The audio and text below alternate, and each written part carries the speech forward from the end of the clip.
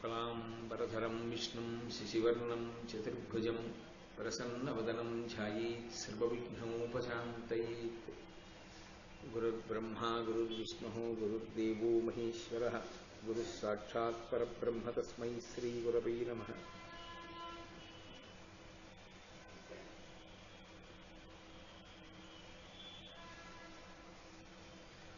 व्यासाय विष्णुरूपाय व्यासरूपाय विष्णवे नमो वै ब्रह्मनिधये वासिष्ठाय नमो नमः। पूजन्तं राम रामेति मधुरं मधुराक्षरम् आरुह्य कविताशाखां वन्दे वाल्मीकिकोकिलम्। श्रुतिस्मृतिपुराणानाम् आलयं करुणालयं नमामि भगवत्पादशङ्करं लोकशङ्करम्। वागर्धाविव सम्पृक्तौ वागर्धप्रतिपत्तये जगतः पितरौ वन्दे पार्वतीपरमेश्वरौ। सूक्तिं समग्रयितुः स्वयमेव लक्ष्मीः श्रीरङ्गराजमहिषीमधुरैः कटाक्षैः वैदग्ध्यवर्णगुणगुम्भनगौरवैर्यां कण्डूलकर्णकुहराः कवयोधयन्ति।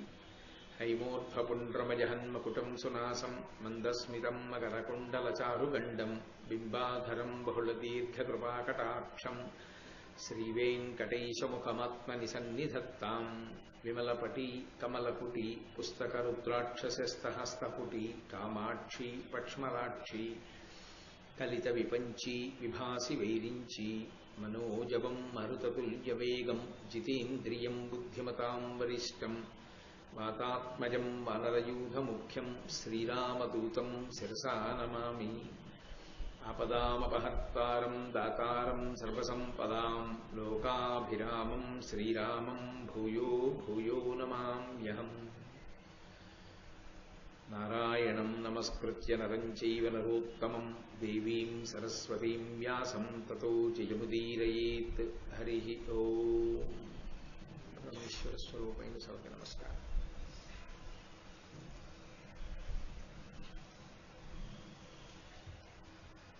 అగస్త్య మహర్షి యొక్క చరిత్రని చెప్తున్నాడు రోమశ మహర్షి. ధర్మరాజు గారితో తీర్థయాత్ర చేయిస్తూ ఆయా దేవాలయముల యొక్క ప్రాశస్త్యాన్ని ఆయా తీర్థముల యొక్క మహాత్యాన్ని వర్ణన చేస్తూ అగస్త్య మహర్షి ఉన్నటువంటి ఆశ్రమ ప్రాంగణాన్ని దర్శనం చేసినటువంటి కారణం చేత ఆ అగస్త్య మహర్షి యొక్క జీవిత వృత్తాంతాన్ని చెప్పడం ప్రారంభం చేశారు. చెప్తూ నిన్నటి రోజున లోపాముద్రతో ఆయనకి వివాహం అవ్వడం, ఆయనకి కుమారుడు జన్మించడం చెప్పారు. కొనసాగింపుగా మాట్లాడుతున్నారు ఆయన జీవితం గురించి. కృతయుగంలో కాలకేయులు అనబడేటటువంటి రాక్షసులు, వృత్రాసురుడు అనబడేటటువంటి రాక్షసుడు కలిసి దేవతల్ని చాలా బాధ పెట్టారు. దేవతల్ని చాలా బాధ పెడితే ఆ దేవతలందరూ కలిసి చతుర్ముఖ బ్రహ్మగారి దగ్గరికి వెళ్ళారు. ఇది పురాణంలో ఎప్పుడూ ఎక్కడా జరిగేటటువంటి విశేషమే. దేవతల్ని రాక్షసులు బాధ పెడుతుంటారు. దేవతలకి రాక్షసులకి ఎప్పుడూ యుద్ధం జరుగుతుంటుంది. అది బాహ్యంలోనే అనుకోక్కర్లేదు. దేవతలకి రాక్షసులకి యుద్ధం అంటే దేవతలు అంటే దివ్ ప్రకాశము కలిగిన వారు అని. మంచి బుద్ధులు మంచి వృత్తులు దేవతలైతే, చెడు సంకల్పాలు చెడు బుద్ధులు రాక్షసులు. ఈ రాక్షసులకి దేవతలకి సంగ్రామం బయట ఎలా జరుగుతుంటుందో లోపల కూడా అలాగే జరుగుతూ ఉంటుంది ఎప్పుడు. ఇందులో దేవతలకు గెలిస్తే అభ్యున్నతి పథం వైపుకు పెడతాడు, రాక్షసులు గెలిస్తే పాడైపోతాడు. కాబట్టి బాహ్యంలో దేవతలకి రాక్షసులకి ఎప్పుడు సంగ్రామం జరిగినా ఆ దేవతలు వారి ఆర్తి తీర్చుకోవడానికి, రాక్షస సంహారం ఎలా జరగాలన్న విషయాన్ని ఆలోచించడానికి వాళ్ళు బ్రహ్మగారిని ఆశ్రయిస్తుంటారు. ఎందుకంటే పితామహుడు అయిన ఈ లోకాలను సృజించినటువంటి వాడు, పెద్దవాడు కాబట్టి ఆయనకి భూత భవిష్యత్ వర్తమాన కాలములను దర్శనము చేయగలిగిన వాడని ఆయన వద్దకు వెడుతూ ఉంటారు. అలాగే వాళ్ళందరూ బ్రహ్మగారి దగ్గరికి వెళ్ళారు. బ్రహ్మగారు అన్నారు, సరస్వతీ నదీ తీరంలో దధీచి అనబడేటటువంటి మహర్షి తపస్సు చేసుకుంటున్నారు. మీరు ఆయన దగ్గరకు వెళ్ళి ఆయన అస్థికలు తీసుకోండి. తీసుకుని ఆయన అస్థికలతో ఆయుధాలను తయారు చేయించండి. ఆ ఆయుధాలతో మీరు రాక్షసుల్ని నిర్జించగలుగుతారు అన్నారు. ఆ మాట ధర్మ విరుద్ధం కాదా? దధీచి మహర్షి యొక్క అస్థికల చేత మీరు ఆయుధాలు నిర్మాణం చేయించుకోండి అని విష్ణువు చెప్పడం ఎంతవరకు ముదావహం? కథాపరంగా వింటే బాగుంటుందేమో కానీ అది అసలు అంత యోగ్యమైన విషయంగా మనకి కనపడుతుందా? దేవతలు వెళ్ళి అటువంటి సద్బ్రాహ్మణుణ్ణి, అటువంటి మహర్షి యొక్క ఎముకలు కావాలంటే ఆయన ఏమవ్వాలి? శరీరం విడిచిపెట్టాలి. ఆయన శరీరం విడిచిపెట్టేస్తే కదూ ఆ ఎముకలు దొరికేది. ఆ ఎముకలతో కదూ ఆయుధాలు నిర్మాణం చెయ్యాలి. మరి మహర్షిని ప్రాణాలు విడిచిపెట్టమని అడగచ్చా అసలు? అంటే ఆయన యొక్క భార్య పేరు కూడా సువర్చ, లోపాముద్ర అని పిలుస్తారు. ఆవిడికి 2 పేర్లు, సువర్చ, సువర్చనే లోపాముద్ర అంటారు. అగస్త్య మహర్షి భార్య పేరు లోపాముద్ర ఎలాగో దధీచి మహర్షి యొక్క భార్య పేరు కూడా లోపాముద్ర. ఆయన ఎంతటి మహాత్యాగి, లోకరక్షణమునందు ఎంతటి పూనిక కలిగిన వాడంటే అసలు యథార్థమునకు, అంటే మహాభారతం ఆరణ్య పర్వమునందని ప్రస్తావించబడిన విషయం కాకపోయినప్పటికీ నేను అనుషంగికంగా ప్రస్తావన చేస్తున్నాను. ఆయన ఒకానొకప్పుడు మంచి తపస్సులో ఉండగా దేవతలందరూ ఆయన్ని ఆశ్రయించారు. ఎందుకు ఆశ్రయించారు అంటే రాక్షసుల యొక్క ఉద్ధతి పెరిగిపోయి దేవతల దగ్గర ఉండేటటువంటి శస్త్రములు తమని బాధ పెడుతున్నాయని వాటిని బలవంతంగా లాక్కునే ప్రయత్నం చేశారు. అస్త్రము వేరు, శస్త్రము వేరు. అస్త్రము అంటే చేతిలో ఏం ఉండక్కర్లేదు, కత్తో గొడ్డలో గదో లేకపోతే ధనస్సో బాణమో ఏమీ ఉండక్కర్లేదు. అస్త్రము మంత్రస్వరూపము, అది అభిమంత్రింపబడుతుంది. ఒక గడ్డి పరకను తీసుకుని చేత్తో పట్టుకుని దాని మీద బ్రహ్మాస్త్రాన్ని అభిమంత్రించి విడిచిపెట్టచ్చు. అప్పుడు అది బ్రహ్మాస్త్రంగా ప్రయాణం చేస్తుంది. అందుకే అస్త్రమునకు చేతిలో ఏమీ ఉండక్కర్లేదు, అది మంత్రస్వరూపం. అందుకే ప్రయోగ ఉపసంహారములను మాత్రమే ఉపదేశం చేస్తారు.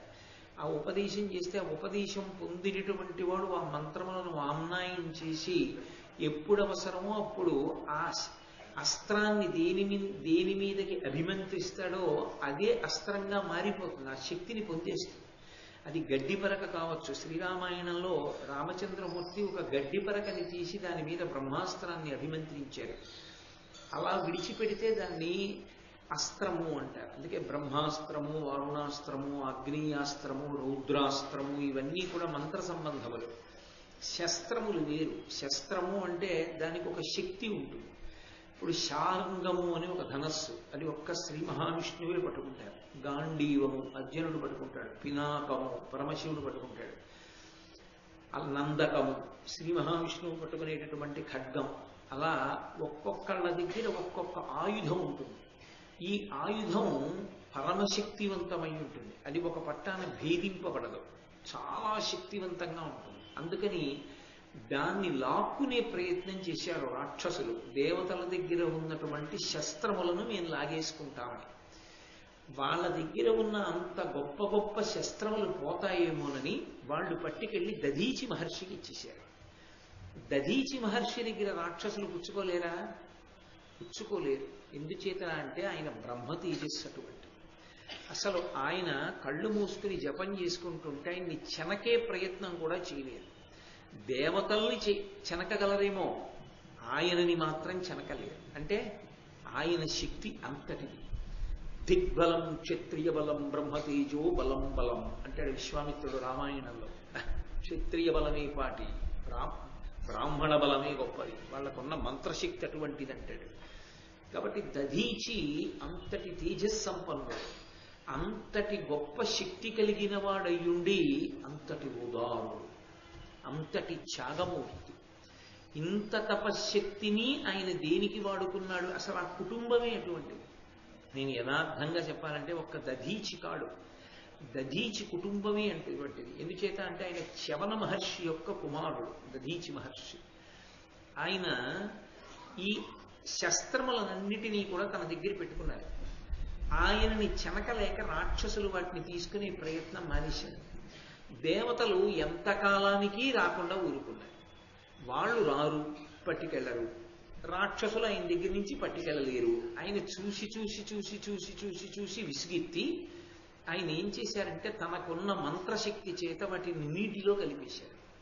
కలిపేసి లోపలికి వచ్చేసుకున్నారు. అవి పోతాయేమోనన్న భయం, తన యందు దోషం రాదు. అవి పుచ్చేసుకుంటే అవి లోపలికి వెళ్ళిపోయింది ఆ నీరు. అది లోపలికి వెడితే దానికో లక్షణం ఉంటుంది. కొంత భాగం విసర్జింపబడాలి కదా మళ్ళీ. అలా విసర్జింపబడితే మరి శస్త్రశక్తి ఏమవుతుంది? అందుకని ఆయన ఏం చేశాడంటే అవి నా ఎముకలను ఆవహించుగాక అని సంకల్పం చేశాడు.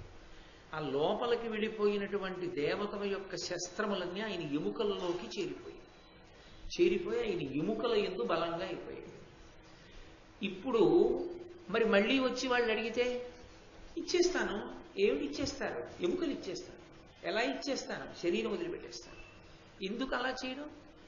ఎన్నాళ్ళు ఉండాలి శరీరంతో? ఆయన బ్రహ్మజ్ఞాని అయిపోయాడు, శరీరంతో ఆయనకి సంబంధం లేదు.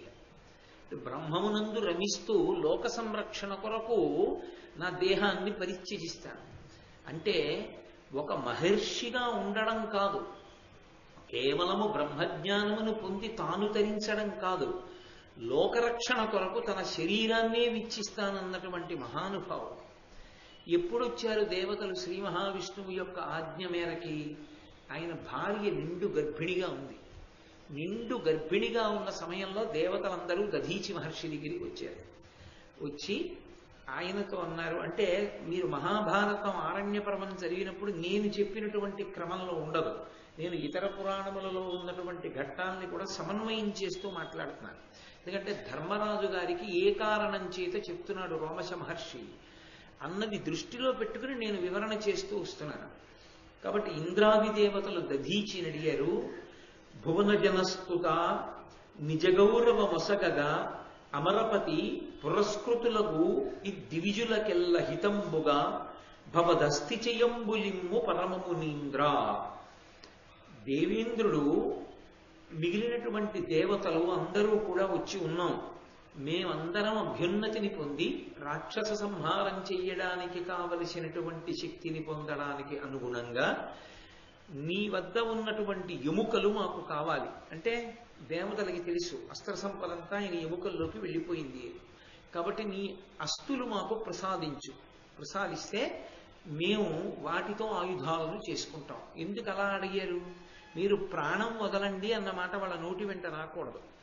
వాళ్ళకి ఏవి కావాలో ఇప్పుడు అవి ఆయన అస్తుల యందు చేరిపోయాయి, అవి ఇమ్మని అడగాలి. అవే అడిగారు. ఆయన తప్పకుండా నేను ఇప్పుడే నా శరీరాన్ని విడిచిపెట్టేస్తాను, మీరు నా అస్తులను బయటికి తీసి మీ శస్త్రములను మళ్ళీ నిర్మాణం చేయించుకోండి అన్నాడు. ఇప్పుడు అవి మరింత శక్తివంతములయ్యాయి. ఎందుకని? పరమా తేజోవంతుడు, బ్రహ్మజ్ఞానము కలిగినటువంటి వాడు, మహర్షి, అటువంటి ఉత్తముడైనటువంటి దధీచి మహర్షి యొక్క శరీరములో ప్రధానమైనటువంటి ఎముకల రూపాన్ని పొంది ఉన్నాయి కాబట్టి అవి మళ్ళీ ఆయుధ రూపాన్ని పొందుతాయి. ఇప్పుడు బయటికి వచ్చి మరింత శక్తివంతములవుతాయి. అంటే లోకము యొక్క రక్షణ కొరకు తన శరీరాన్నే విడిచిపెట్టడానికి సిద్ధపడినటువంటి దధీచి మహర్షి యొక్క వృత్తాంతాన్ని రోమశ మహర్షి చెప్తున్నారు. ఇది వింటున్నప్పుడు ధర్మరాజు గారి యొక్క హృదయంలో ఏది బాగా ఉంచుకోగలగాలి? లోకం గురించి తమ శరీరములనే విడిచిపెట్టినటువంటి మహాపురుషులు పుట్టినటువంటి గడ్డ ఈ జాతి, ఈ దేశంలో ఇది పరంపరాగతంగా వస్తున్నటువంటి లక్షణం. అందుకే ఎంతంత కష్టాలు పడి నిజంగా వాళ్ళు దేశం కోసం పరిశ్రమించారో ఆలోచన చేస్తే కన్నుల నీళ్లు తిరుగుతాయి. ఇవాళ వాళ్ళ పేర్లు ఎక్కడ వినపడకపోవచ్చు, ఇవాళ వాళ్ళ పేర్లు ఎత్తేవాళ్ళు లేకపోవచ్చు, ఇవాళ వాళ్ళ పేరు ఉచ్చరించేవాళ్ళు లేకపోవచ్చు, కనీసం అటువంటి వాళ్ళ యొక్క జనన తేదీ, వాళ్ళు శరీరం విడిచిపెట్టినటువంటి తేదీని స్మరించే వాళ్ళు కూడా లేకపోవచ్చు. అయినా వాళ్ళు నిస్వార్థంగా శరీరాన్ని దేశం కోసం విడిచిపెట్టేశారు. ఎంతమందో స్వాతంత్ర వీరుల యొక్క చరిత్రలు చదువుతుంటే ఆశ్చర్యంగా ఉంటుంది. పక్కన పలకరించడానికి మనిషి లేనటువంటి భయంకరమైనటువంటి కారాగారాలకి తీసుకెళ్లి బంధీకృతుల్ని చేస్తే అటువంటి చోట రోజుకి ఒక్కసారి మలమూత్రములను తీసే ఏర్పాటు చేస్తే ఆ ఒక్కసారి వాళ్ళు వచ్చే ముందే మలమూత్రాలను విసర్జించాలి. అంతకన్నా ముందు విసర్జిస్తే దాని వాసన పీలుస్తూ తానే పడుకోవాలి. అక్కడ మంచినీళ్లు ముంచుకోవాలి అంటే అంత దూరంలో కొండ ఉండేది, జాగ్రత్తగా ఇలా ముంచి తీసుకుంటేనే గ్లాసు చేతిలోంచి జారిపోయిందా ఇక మంచినీళ్ళు దొరకవు. మరునాడు ఉదయమే వస్తాడు ఒక సేవకుడు, పలకరించాడు, తుడిచి వెళ్ళిపోతాడంతే. అంత భయంకరమైనటువంటి కారాగారాల్లో తామెక్కడున్నారో వాళ్ళకి తెలియదు, తమ వాళ్ళు ఏమైపోయారో తమకి తెలియదు. పలకరించడానికి మనిషి ఉండడు. కాస్తంత బ్రతకడానికి అని రుచిలేని అన్నం పళ్ళెల్లో తెచ్చి లోపలికి తోస్తే అది తిని బతికారు. ఎంతమంది మహానుభావులు తమ జీవితాలు అలా ఒడ్డి పిచ్చివాళ్ళైపోయి తలలు బద్దలు కొట్టుకున్నారో, ఎంతమంది దేశమాత కోసం మేము ప్రాణాలు విడిచిపెడుతున్నామని సంతోషంగా శరీరాలు విడిచిపెట్టేశారో. అరవిందో జీవిత చరిత్ర చదివితే ఇన్ని కష్టాలు పడ్డారా స్వాతంత్ర సంగ్రామానికి అనిపిస్తుంది. ఇవాళ అటువంటి మహాపురుషుల యొక్క చరిత్రలు, అటువంటి మహానుభావుల యొక్క పేర్లు స్మరించడం కూడా మనకు అవకాశం లేదు. మనం అటువంటి వాళ్ళని ఒక్కళ్ళని మనం స్మరిస్తున్నటువంటి పాపాన పోవట్లేదు. అసలు నిజంగా ఈ జాతి స్వేచ్ఛకి, ఈ జాతి యొక్క స్వాతంత్రానికి ఎవరు పోరాటం చేశారో వాళ్ళు పక్కకి వెళ్ళిపోయారు. రెండవ కోణాన్ని నేను ఎందుకు మాట్లాడాలి భారతం చెప్తూ, ఇది ఈ దేశానికి అనుసృతంగా వస్తున్నటువంటి సంపద. ఆ త్యాగం చేయడం అన్నది మహాపురుషులెందరో. అటువంటి వారిలో అగ్రగణ్యుడు దధీచి మహర్షి. రాక్షసుల నుండి లోకాన్ని సంరక్షించడం కోసం తన జీవితాన్ని త్యాగం చేశాడు. ఎటువంటప్పుడు? భార్య నిండు గర్భిణిగా ఉన్నప్పుడు. ఆమెకి ఒక పిప్పల వృక్షం కింద కుమారుడు జన్మించాడు. ఆమె వంశాన్ని నిలబెట్టాలి. భర్త తనని భార్యగా చేకొని ఆయన తేజస్సు తన యందు నిక్షేపించినందుకు ఆయన వంశం అంతరించిపోకూడదు. అందుకే ఆయనకి కొడుకు పుట్టాడనే వరకు శరీరంతో ఉంది. తనకి ఇలా కొడుకు పుట్టాడు పిప్పల వృక్షం కింద, అంటే రావి చెట్టు కింద. కొడుకు పుట్టగానే ఆమె శరీరాన్ని వదిలిపెట్టేసింది, అగ్నిప్రవేశం చేసి. పచ్చి పొరటాలు ఆమె వదిలిపెట్టింది శరీరాన్ని.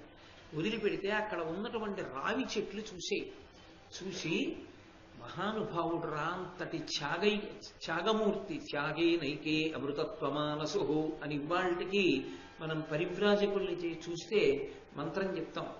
అటువంటిది అంతటి మహానుభావుడు, అటువంటి మహాత్యాగమూర్తి దధీచి భార్య. ఆ తల్లి లోపాముద్ర శరీరాన్ని విడిచిపెట్టింది. అందుకని తప్పకుండా ఈ పిల్లవాడిని కాపాడాలని ఆ రావి చెట్లన్నీ కూడా తమ యొక్క దివ్యమైన గాలి విసురుతూ చంద్రుణ్ణి ప్రార్థించే ఈ పిల్లవాడిని బ్రతికించమని. చంద్రుడు సుధాకిరణుడు కనుక అమృతధారల్ని కురిపించాడు. ఆ అమృతధారలు తాగి బతికాడు ఆ పిల్లవాడు. ఆ పిల్లవాడే పిప్పలాదుడు. అందుకే పిప్పల వృక్షం కింద బ్రతికాడు కాబట్టి ఆ పిల్లవానికి పిప్పలాద మహర్షి అని పేరు వచ్చింది. అంతటి మహాత్యాగమూర్తి దధీచి అంటే. అయితే ఈ క్రమాన్ని నేను కొంతవరకు, అంతా చెప్పానని కాదు, కొంతవరకు అవసరమైనంత మేర ఇతర పురాణముల నుండి కలపడం జరిగింది. ఆ వైభవం ఏమిటో, ధర్మరాజు గారి మనస్సు ఎంత ఆర్ద్రత పొంది ఉంటుందో. త్యాగం అంటే ఇలా ఉంటుందా? లోక సంరక్షణ కొరకు ఏదైనా విడిచిపెట్టడం అంటే చిన్న పని చేస్తే ఏదో మహాత్యాగం చేశామనుకుంటాం.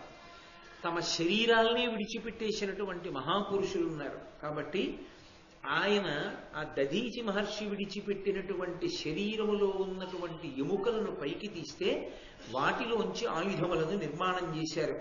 త్వష్టయంత నూరుధారల రమ్యమై అనలకనకరాళమైన వజ్రమొనర చేసి దీన నూర్వము దైత్యులననుచు ఇచ్చెదాని నమరపతికి. ఆయన ఎముకలలోంచి తయారు చేశాడు త్వష్ట. ఆయన 100 ధారల చేత, అంటే అనేకమైనటువంటి అంచులు కలిగినటువంటిది, రమ్యమై నిప్పురవ్వలని తొలికిసలాడుతూ వాటిని కురిపిస్తూ, నిప్పురవ్వలు కురిపిస్తూ శత్రువుల్ని సంహారం చెయ్యగలిగినటువంటి వజ్రాయుధాన్ని తయారు చేసి ఇంద్రుడికిచ్చాడు ఆ దధీచి యొక్క ఎముకల చేత. అలాగే అనుపమ దివ్య శస్త్రధరులైన అమర్చుల కాహవంబులో మొనయక కాలకేయులు సముద్రము చొచ్చి దివంబులెల్లనవ్వనది అడంగియుండి బలవంతులు వెల్వడి రత్రులెల్ల భోజనులకు బాధసేవిచు భృశంబుగ నుండిని క్రూరచిత్తులై. ఈ వృత్రాసురుడు సంహరింపబడిన కాలకేయులు అనబడేటటువంటి రాక్షసులు, వాళ్ళ తండ్రి మరీచి మహర్షి. అదో విచిత్రం. మహర్షులకు కూడా అటువంటి సంతానం లభించింది. వాళ్ళు శాపగ్రస్తులై కాలకేయులయ్యారు. మరీచి మహర్షి, ఊర్ణనాభి వాళ్ళిద్దరి పుత్రులే ఒకానొక సందర్భంలో ఆ కంసుడు మొదలైనటువంటి వాళ్ళగా కూడా కంసుని యొక్క కుమారులుగా వచ్చి శరీరాన్ని విడిచిపెట్టడం కూడా జరిగింది. కాబట్టి ఆ మరీచి మహర్షి యొక్క కుమారులైనటువంటి వాళ్ళు ఈ కాలకేయులు రాక్షసులు, వాళ్ళ తల్లి పేరు కాలక. కాలక అనబడేటటువంటి స్త్రీ ఎందు జన్మించారు వాళ్ళు. అటువంటి కాలకేయులు దేవతలని బాధ పెట్టేటటువంటి వాళ్ళై లోకానికి అంతటికీ ఇబ్బంది కల్పించారు. వాళ్ళు ఎంత ఇబ్బంది కల్పించారంటే వాళ్ళు ఒక సిద్ధాంతాన్ని నమ్మారు. ఏం నమ్మారంటే వాళ్ళు అన్నారు, విద్య, తపస్సు, ధార్మికమైన నడవడి, ఈ మూడు కలిగిన వాళ్ళు ఎవరుంటారో వాళ్ళ వలన ఈ భువనములు నిలబడుతూ ఉంటాయి. అది కారణం. మహాభారతాన్ని చదువుకున్నప్పుడు అర్థం చేసుకోవలసిన పరమరహస్యం అది.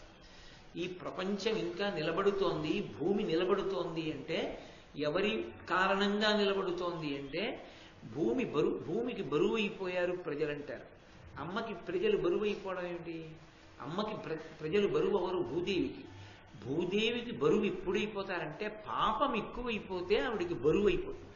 పాపం అంటే భగవంతుడు ఎలా బ్రతకమని చెప్పాడో అలా బ్రతకకుండా భోగీచ్ఛతో ఈశ్వరుడు చెప్పిన మాటని తిరస్కరించి బ్రతుకుతున్న వాళ్ళ సంఖ్య ఎక్కువైపోతే భూమికి భారంగా అనిపిస్తుంది. అప్పుడు ఆమె శ్రీ మహావిష్ణువుతో మొరపెట్టుకుంటుంది. ఆ మొరపెట్టుకునేటప్పుడు కూడా ఒక గమ్మత్తు ఉంటుంది. ఆమె భూదేవిగా ప్రార్థించదు. భూదేవిగా ప్రార్థన చేసిందనుకోండి, వింటాడు, వినకపోతాడు. గోరూపధారిణి అయి ప్రార్థన చేస్తుంది. మీరు ఎక్కడైనా చదవండి పురాణంలో, ఆమె గోరూపధారిణి అయి ప్రార్థించింది అంటారు. గోవు యొక్క రూపాన్ని ధరించి ప్రార్థిస్తుంది. ఎందుకో తెలుసా? గోవు ప్రార్థన చేసింది, మోరలెత్తి అరిచింది అంటే విష్ణువు వెంటనే జోక్యం చేసుకుంటాడు. గోవుకి అపకారం జరిగినా, గోవుకి ఇబ్బంది కలిగినా అక్కడ సస్యశ్యామలంగా ప్రజలందరూ సంతోషంగా ఉండరు. ఎక్కడ గోవు రక్షింపబడుతుందో, ఎక్కడ గోవు పూజింపబడుతుందో అక్కడ సమస్తమైన కోరికలు తీరుతాయి. అక్కడ దేవతల యొక్క అనుగ్రహం అంతా వర్షింపబడుతుంది. అందుకే ఒక్క గోసేవ చాలు 33 కోట్ల మంది దేవతల యొక్క సేవ. కాబట్టి అటువంటి ఆ గోరూపధారిణి భూమి అడుగుతుంది. పాపము పెరుగుట అంటే ఈశ్వరుడు వద్దన్నట్లుగా బ్రతికే వాళ్ళ సంఖ్య పెరుగుట. కానీ భూమి ఎవరి వలన నిలబడుతుంటుంది అంటే విద్య కలిగిన వారు. విద్య అంటే లౌకికమైన విద్య వేరు. లౌకికమైనటువంటి విద్య లోకమును నిలబెట్టేటటువంటి విద్య కాదు. అది కుక్షింభరత్వము అంటారు. గత జన్మలలో చేసుకున్నటువంటి పుణ్యం క్షయమైపోవాలంటే కొన్ని రకాల విద్యలు వస్తాయి. అదే విద్యను అడ్డుపెట్టి మళ్ళీ భగవంతుడికి దగ్గర అవ్వడానికి కూడా మార్గం ఉంటుంది. చూడండి, కొంతమంది అధికారులు ఉంటారు, వాళ్ళ పేరు పక్కన 3 అక్షరాలు ఉంటాయి, కానీ వాళ్ళ దగ్గర విశేషాధికారములు సంప్రాప్తమై ఉంటాయి. అటువంటి విశేషాధికారములున్న కారణం చేత వాళ్ళు విశేషమైన భోగాన్ని కూడా అనుభవిస్తారు. భోగం అంటే వాళ్లకున్నంత అధికారము, వాళ్ళ సంతకానికి ఉన్నంత విలువ ఇక జిల్లాలో ఎవరికీ ఉండదు. అంత పెద్ద అధికారాన్ని పొంది ఉంటారు. అదే అధికారాన్ని నాకు పరమేశ్వరుడిచ్చిన అధికారమని ప్రసాద బుద్ధితో వినియోగించి భగవంతుడికి దగ్గరైపోయిన వాళ్ళు ఉంటారు. ఈ అధికారం నాది అనే అహంకారంతో ఈశ్వరుడికి దూరమై పాపం మూట కట్టుకునే వాళ్ళు ఉంటారు. అందుకే అది రెండంచుల ప్రమాదం ఉన్న కత్తి. అన్ని వేళలా తరించడానికి యోగ్యము అని చెప్పడానికి అవకాశం ఏమి ఉండదు. కానీ అసలు నిజమైన విద్య ఒకటి ఉంటుంది. అందుకే శారద, శృంగేరిలో మీరు శారదని చూడండి, పుస్తకాలు కుడి చేత్తో పట్టుకోదు ఆవిడ, ఎడం చేత్తో పట్టుకుంటుంది. ఎప్పుడైనా మీరు ఒక దేవతామూర్తి దర్శనానికి వెళ్ళినప్పుడు ఆయన కుడి చేతి వైపు ఏమున్నాయి, ఎడం చేతి వైపు ఏమున్నాయి చూడాలి. ఆయన కుడి చేతితో ఏది పట్టుకున్నాడో అది అన్నిటికన్నా గొప్పది. ఎడం చేతిలో పట్టుకున్న వాటికన్నా కుడి చేతిలో పట్టుకున్నవి గొప్ప అని గుర్తు. శారద అంటే సారాన్ని కటాక్షిస్తుంది. అటువంటి శారద పుస్తకాలు ఎడం చేత్తో పట్టుకుని అమృత పాత్రని ఎడం చేత్తో పట్టుకుంటుంది. కుడి చేతిలో పుస్తకాలు కుడి చేతిలో అక్షమాల పట్టుకుని ఆ అమ్మవారు పై చేతిలో అభయహస్తం పట్టుకుంటుంది, లేదా కింది చేతిలో అభయహస్తం పట్టుకుని పై చేతిలో జపమాల పట్టుకుంటుంది. దాని అర్థం ఏమిటి? పుస్తకాలు చదవడం వల్ల వచ్చినటువంటి విద్య ఏది ఉన్నదో, పుస్తకాలు చదువుకోవడం వల్ల వచ్చినటువంటి ఒక విద్య, దాని వల్ల వచ్చిన అధికారము ఏమున్నదో అది చాలా గొప్పది కాదు. దేనికన్నా? ఇటువైపు ఉన్న అక్షమాల కన్నా గొప్పది కాదు. అక్షమాలకు అర్థం ఏంటి? తిరుగుతుంది. అంటే ఏది చదువుకోవాలో అది చదువుకుని దాని వలన వచ్చినటువంటి సారమును లోపల తిప్పుతున్నవాడని గుర్తు. ఏది అది? అకారము నుండి క్షకారము వరకు ఉన్న అక్షరాలన్నీ కూడా సమస్త వాంగ్మయమును ప్రతిపాదిస్తాయి. ఈ అకారము నుండి క్షకారము వరకు ఉన్నటువంటి అక్షరముల యొక్క స్వరూపిణి అయిన పరదేవతా తత్వాన్ని ఉపాసన చేసిన వాడు ఎవరున్నాడో వాడు విద్ అంటే తెలుసుకొనవలసిన దానిని తెలుసుకున్నవాడు. అందుకని విద్దులోంచి వేదం వచ్చింది. ఆ భక్తి తత్పరుడై ఆ భక్తితో కూడినటువంటి వాంగ్మయాన్ని చదివి ప్రపంచాన్ని ఈశ్వరోచ్ఛిష్టంగా ఈశ్వర ప్రసాదంగా చూసిన వాడెవరున్నాడో వాడు పరమేశ్వరుణ్ణి జగత్తుని చూస్తూ లోపల తిప్పుతూ ఉంటాడు. ఇదంతా ఈశ్వర నిర్మాణం అని చూస్తూ ఉంటాడు. భగవత్ ప్రసాదంగా జగత్తుని చూస్తాడు. అలా చూస్తున్న వాడికి అకారము నుండి క్షకారము వరకు ఉన్నటువంటి వాంగ్మయము పరదేవత యొక్క ప్రసాదము. అందుకే ఆదిక్షాంత సమస్త వర్ణ నికరీ శంభు ప్రియే శాంకరి.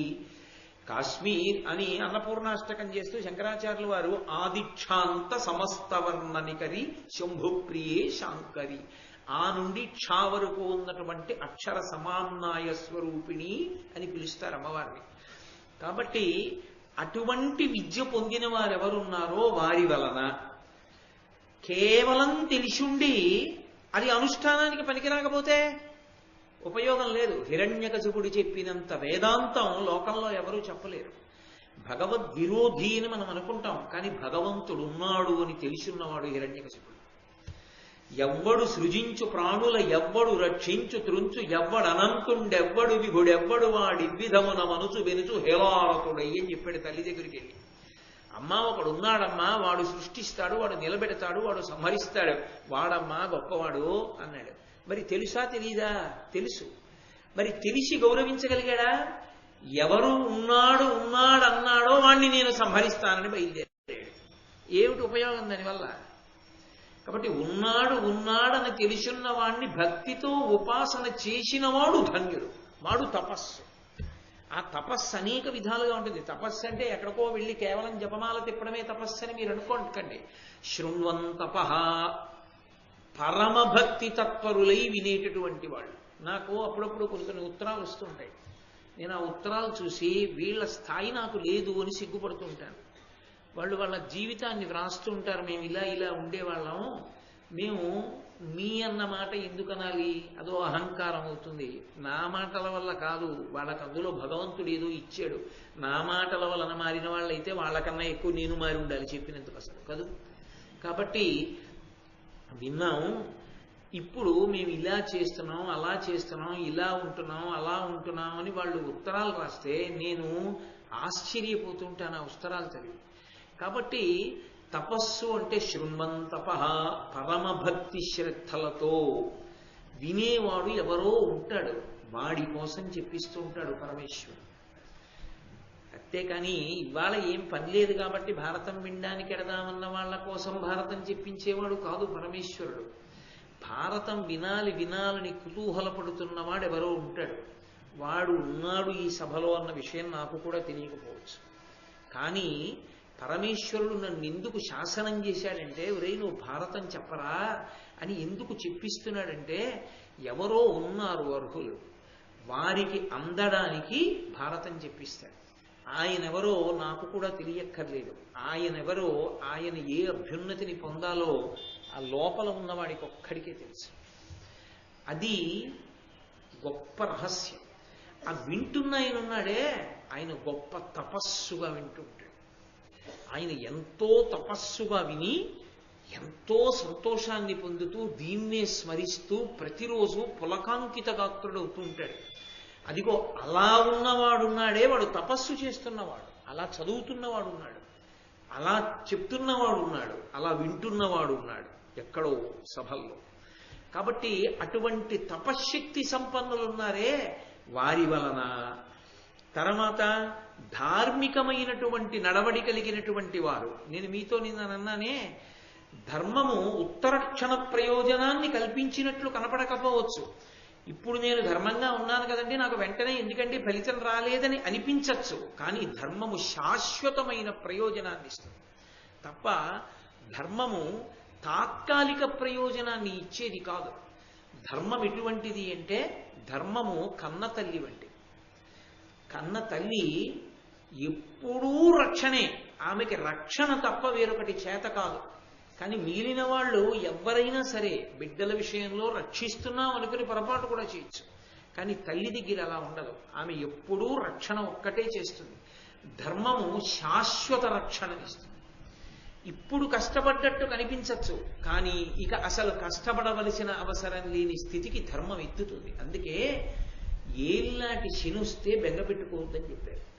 ఏల్నాటి శని ఇచ్చేటటువంటి మహద్భాగ్యం ఏమిటో తెలుసా? గొప్ప ఓర్పులు ఇస్తుంది.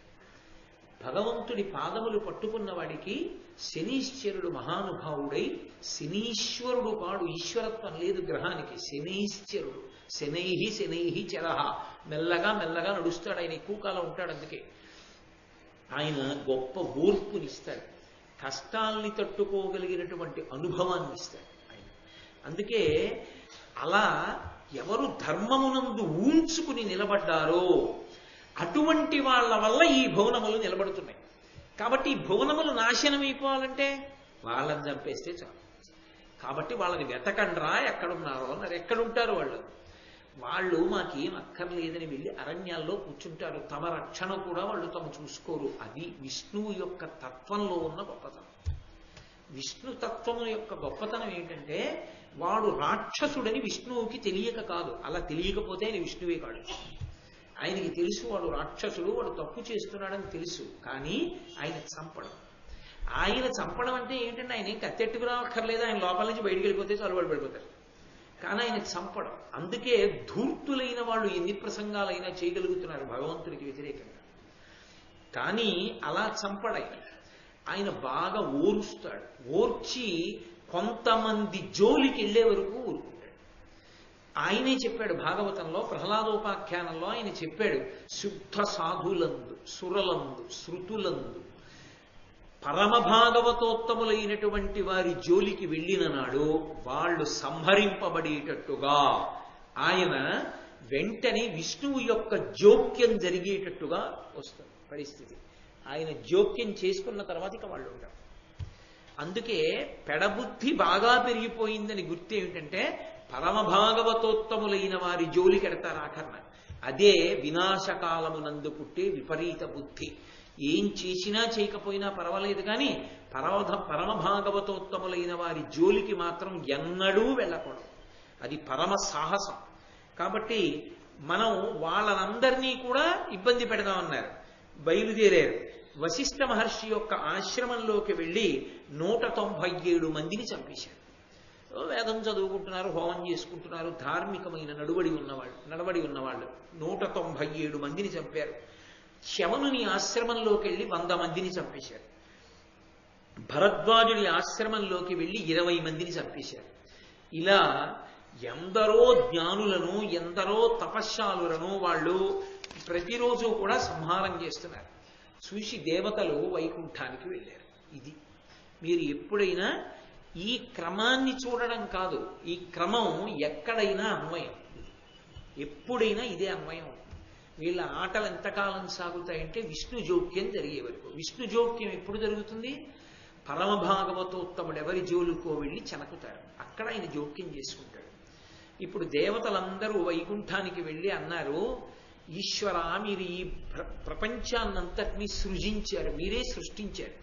సృష్టించినప్పుడు మీరు జరాయుజములను, స్వేదజములను, ఉద్భుజములను, ప్రాణులను 4 రకములుగా సృష్టించారు. ఇందులో మీరు ఏ రకంగా ప్రాణిని పుట్టిస్తారు అన్నది మీ యొక్క నిర్ణయం ప్రకారంగా జరుగుతోంది. అది అలాగే పుడుతుంది తప్ప ఇంకొకలా ప్రాణి పుట్టడానికి వీల్లేదు. జరాయుజములు అనున్నాయనుకోండి, అవన్నీ కూడా మావితో పుట్టాలి, అంటే పైన మాంసపు తొడుగుతో పుట్టాలి. అలాగే పుట్టాలని నిర్ణయం అయితే అది అలా కాకుండా ఇంకోలా పుట్టదు, అప్పుడు సృష్టికి విరుద్ధం. అది ఒక ఉదాహరణ చెప్పాలి అంటే, ఒక ఆవుకి దూడ పుడుతుంది, పుట్టినప్పుడు మావితో పుడుతుంది, ఒళ్ళంతా మాంసం దానికి పొర అంటుకుని ఉంటుంది, నిత్తురు ఉండి పుడుతుంది. ఆవే నాలుకతో నాకి శుద్ధి చేసేస్తుంది. జరాయుజములై ప్రాణులు పుట్టాలి అని పరమేశ్వరుడు నిర్ణయం చేసిన ప్రాణులన్నీ అలాగే పుడతాయి తప్ప ఇంకొకలా పుట్టడం కుదరదు. ఆయన దేశానికి సార్వభౌముడండి, ఆయనకి కొడుకు పుట్టినా అలాగే పుట్టాలండి, అంతే అంతే. అది ఈశ్వర శాసనం, అలాగే పుట్టాలి, మావితోనే పుట్టాలి, ఇంకొకలా పుట్టడం కుదరదు. అలా పుట్టేట్టు చేసిన వాడెవరు? నేను ఇంతటి మహానుభావుణ్ణి కదండి, నా కొడుకు ఇంకోలా పుట్టాలంటే అందరిలా పుట్టడానికి వీలు లేదంటే అలా పుట్టడం కుదరదాయా అన్నారంతే. ఎందుకని అంటే విష్ణు శాసనం, అది ఆయన యొక్క లెక్క. అలా పుట్టేట్టు చేసి రక్షించేవాడివి నువ్వే, అండజమునందు పెట్టి పుట్టించి రక్షించేవాడివి నువ్వే. అది విచిత్రం. ఆయన ఏం చేశాడంటే కొన్ని కొన్ని ప్రాణులను అండజముగా మీరు వృద్ధి చేయండి అని శాసించాడు. ఎందుకని? వాటి యొక్క శరీర నిర్మాణాన్ని ఆయన దృష్టిలో పెట్టుకున్నాడు. ఓ చిన్న పక్షి, అదొక పక్షిని ఎలాగా ప్రసవిస్తుంది? అందుకని ఆయన ఏం చేశాడంటే చిన్న గుడ్డు పెట్టించాడు.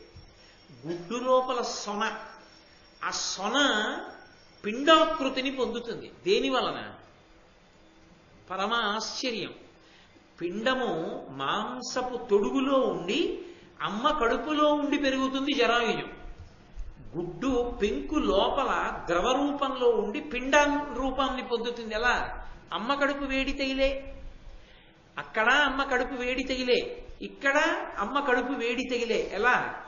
ఎవరు నేర్పారు పక్షికి?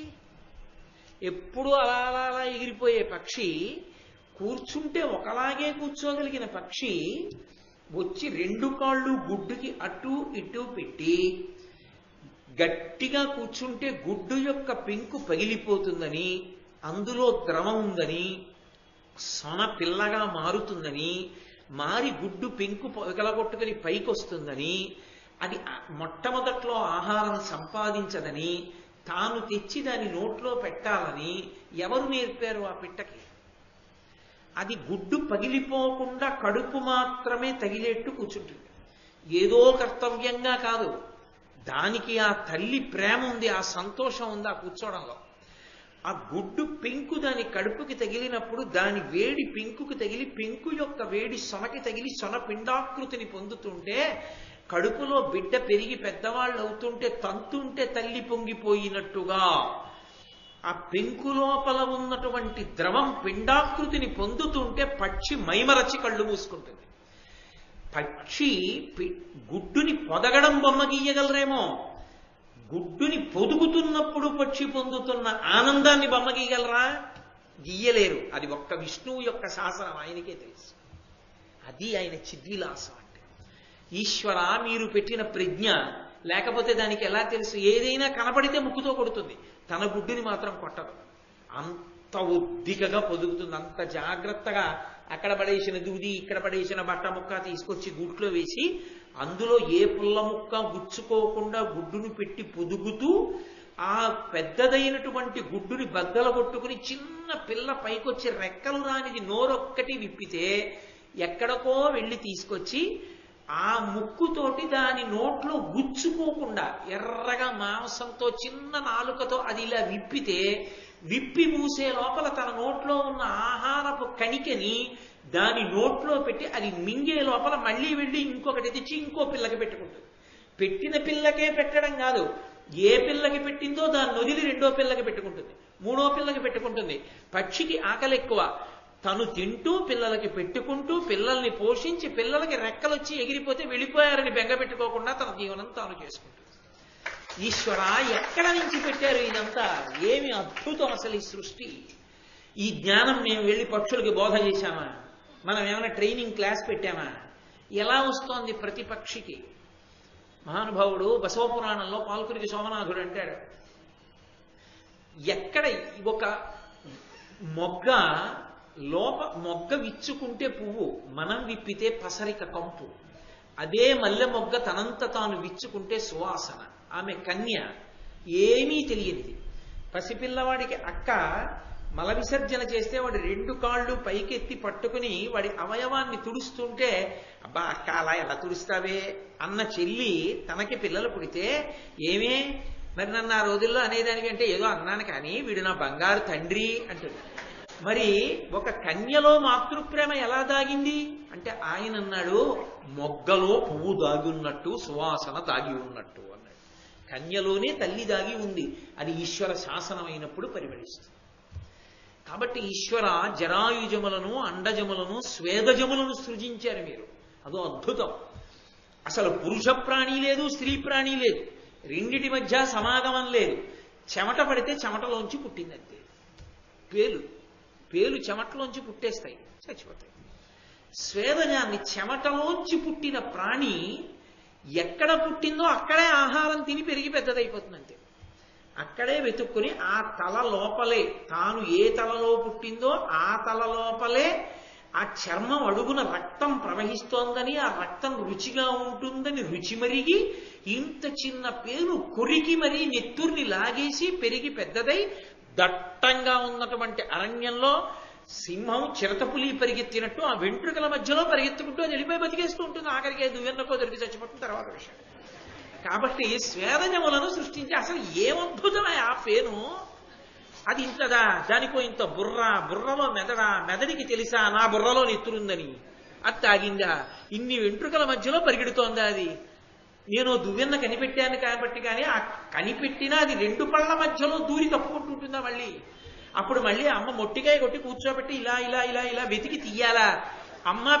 అమ్మా పిల్ల అని చూసి కోతి పిల్ల నేర్చుకున్నాయా. ఏం ఆశ్చర్యం పరమేశ్వర, అసలు ఏమిటి నిర్మాణం.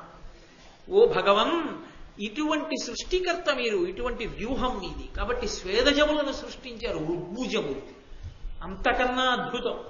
ఎక్కడో ఒక గింజ వచ్చి భూమిలో పడిపోయింది, పడినట్టు మాకు తెలియదు.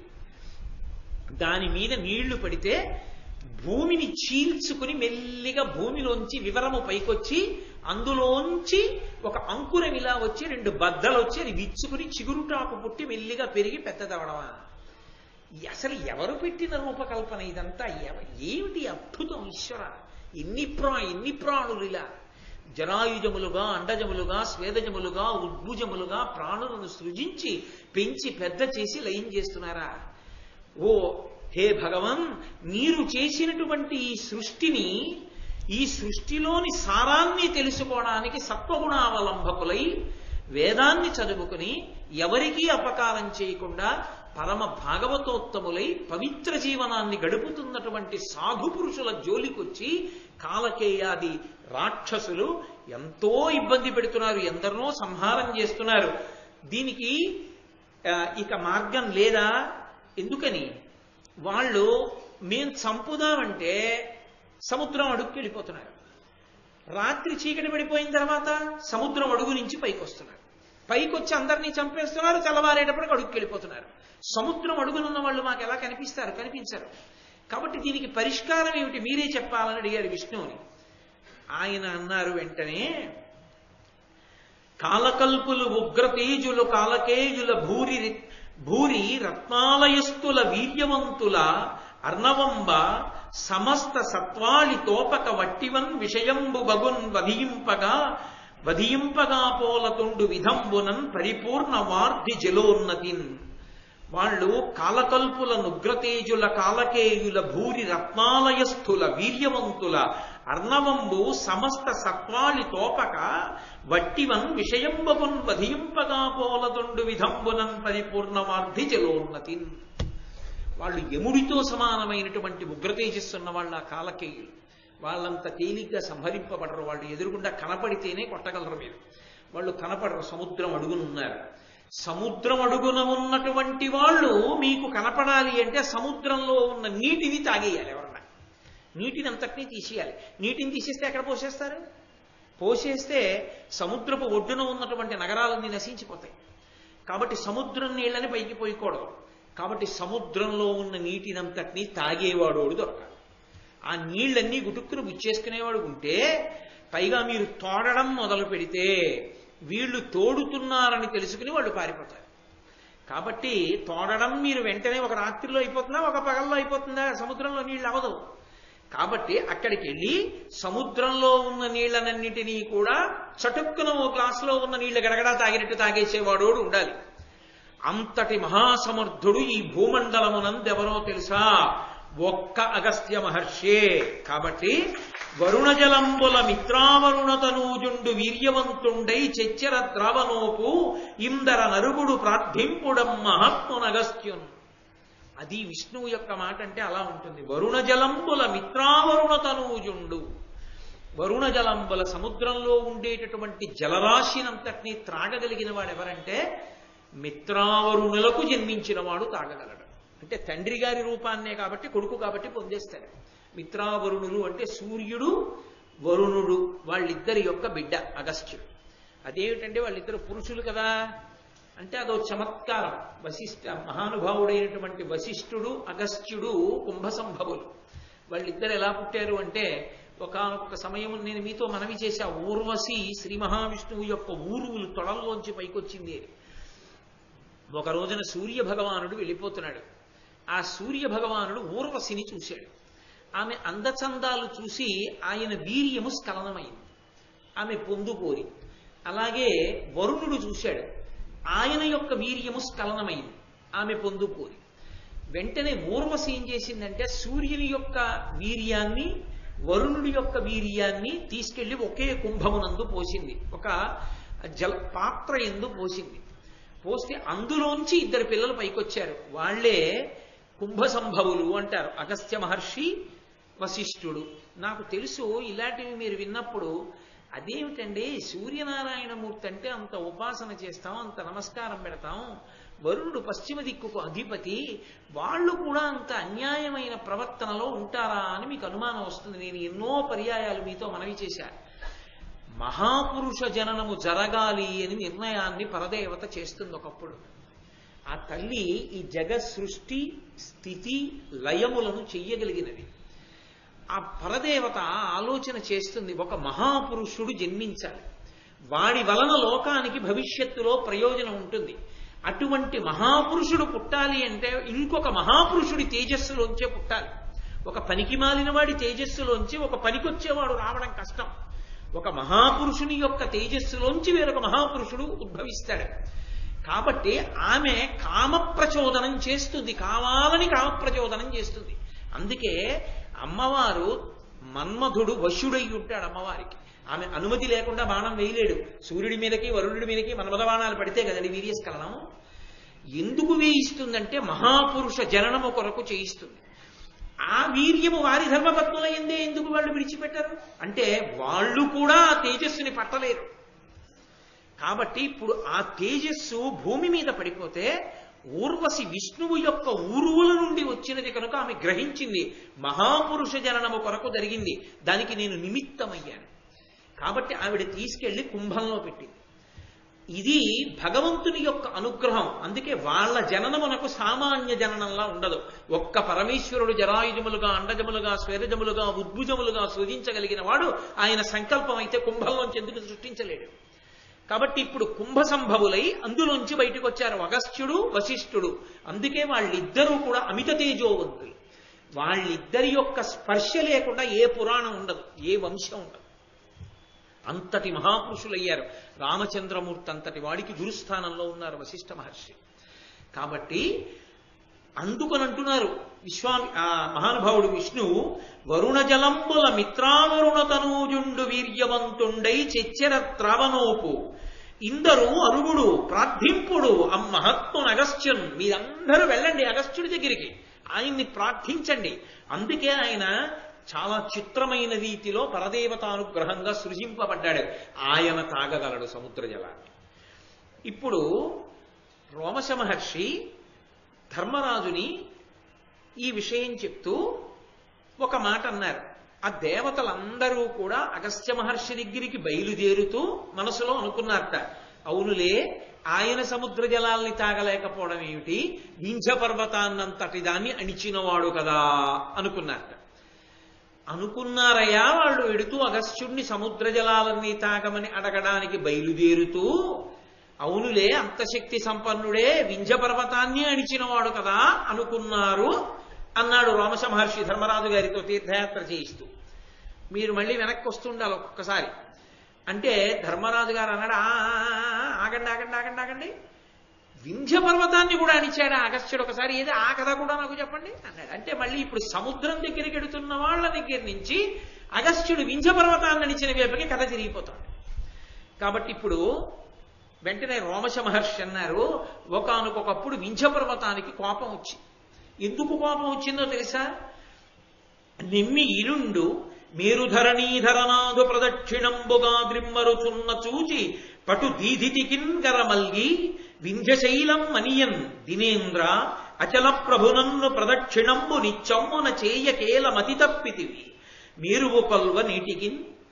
ఆ వింధ్య పర్వతం అంది, ఏమయ్యా, భూమి మీద ఉండేటటువంటి పర్వతాలన్నిటిలోకి నేను గొప్పదాన్ని కదా, నువ్వు నాకు ప్రదక్షిణంగా తిరగకుండా మేరు పర్వతానికి ప్రదక్షిణంగా తిరుగుతుంటావు, అలా తిరిగితే దాని గొప్పతనం ఎక్కువైంది కదా, ఏమి భూప్రపంచంలో ఉన్న పర్వతాలలో గొప్పదాన్నైనటువంటి నా శిఖరాల చుట్టూ నువ్వు ప్రదక్షిణం చేయకూడదా, ఎందుకు చెయ్యవు అని అడిగింది. ఎవరికి ప్రదక్షిణం చేశామో వారు గొప్పవారని గుర్తు కాదు. దేవాలయానికి ప్రదక్షిణం చేస్తాం ఎందుకని? ఆయన పరమేశ్వరుడని గుర్తు. గురువు గారు కనబడితే ప్రదక్షిణంగా వెడతారు ఎందుకని? గురువు గారు పూజనీయుడని గుర్తు. తల్లిదండ్రులు కనబడితే ప్రదక్షిణంగా వెడతారు ఎందుకని? తల్లిదండ్రులు గొప్పవారని గుర్తు. ఎవరికి ప్రదక్షిణంగా మనం వెడుతున్నామో వీరికి వారు గొప్పవారని అర్థమవుతుంది. సూర్యనారాయణుడే మేరు పర్వతానికి ప్రదక్షిణంగా వెడుతున్నాడంటే, మేరు పర్వతానికి ప్రదక్షిణంగా సూర్యుడు ఒక్కడే కాదు, నవగ్రహాలు మేరు పర్వతానికే ప్రదక్షిణం చేస్తాయి. ఇందులో చిత్రం ఏమిటంటే అన్ని గ్రహాలు సవ్య ప్రదక్షిణం చేస్తాయి, ఒక్క రాహుకేతువులు మాత్రం అపసవ్య ప్రదక్షిణం చేస్తారు. అందుకే ఏదైనా క్షేత్రంలోకి సవ్యంగా వెళ్లకుండా అపసవ్యంగా వెడితే అది రాహుకేతువులకు ప్రీతిపాత్రమైన క్షేత్రం, అక్కడికి వెడితే రాహుకేతువులు శాంతి పొందుతారని గుర్తు. అందుకే మీరు ఏ క్షేత్రంలోకి వెళ్ళండి సవ్యంగా వెడతారు. అంటే సవ్యంగా అంటే ఎడంచేతి పక్క నుంచి తిరిగి లోపలికి వెడతాం.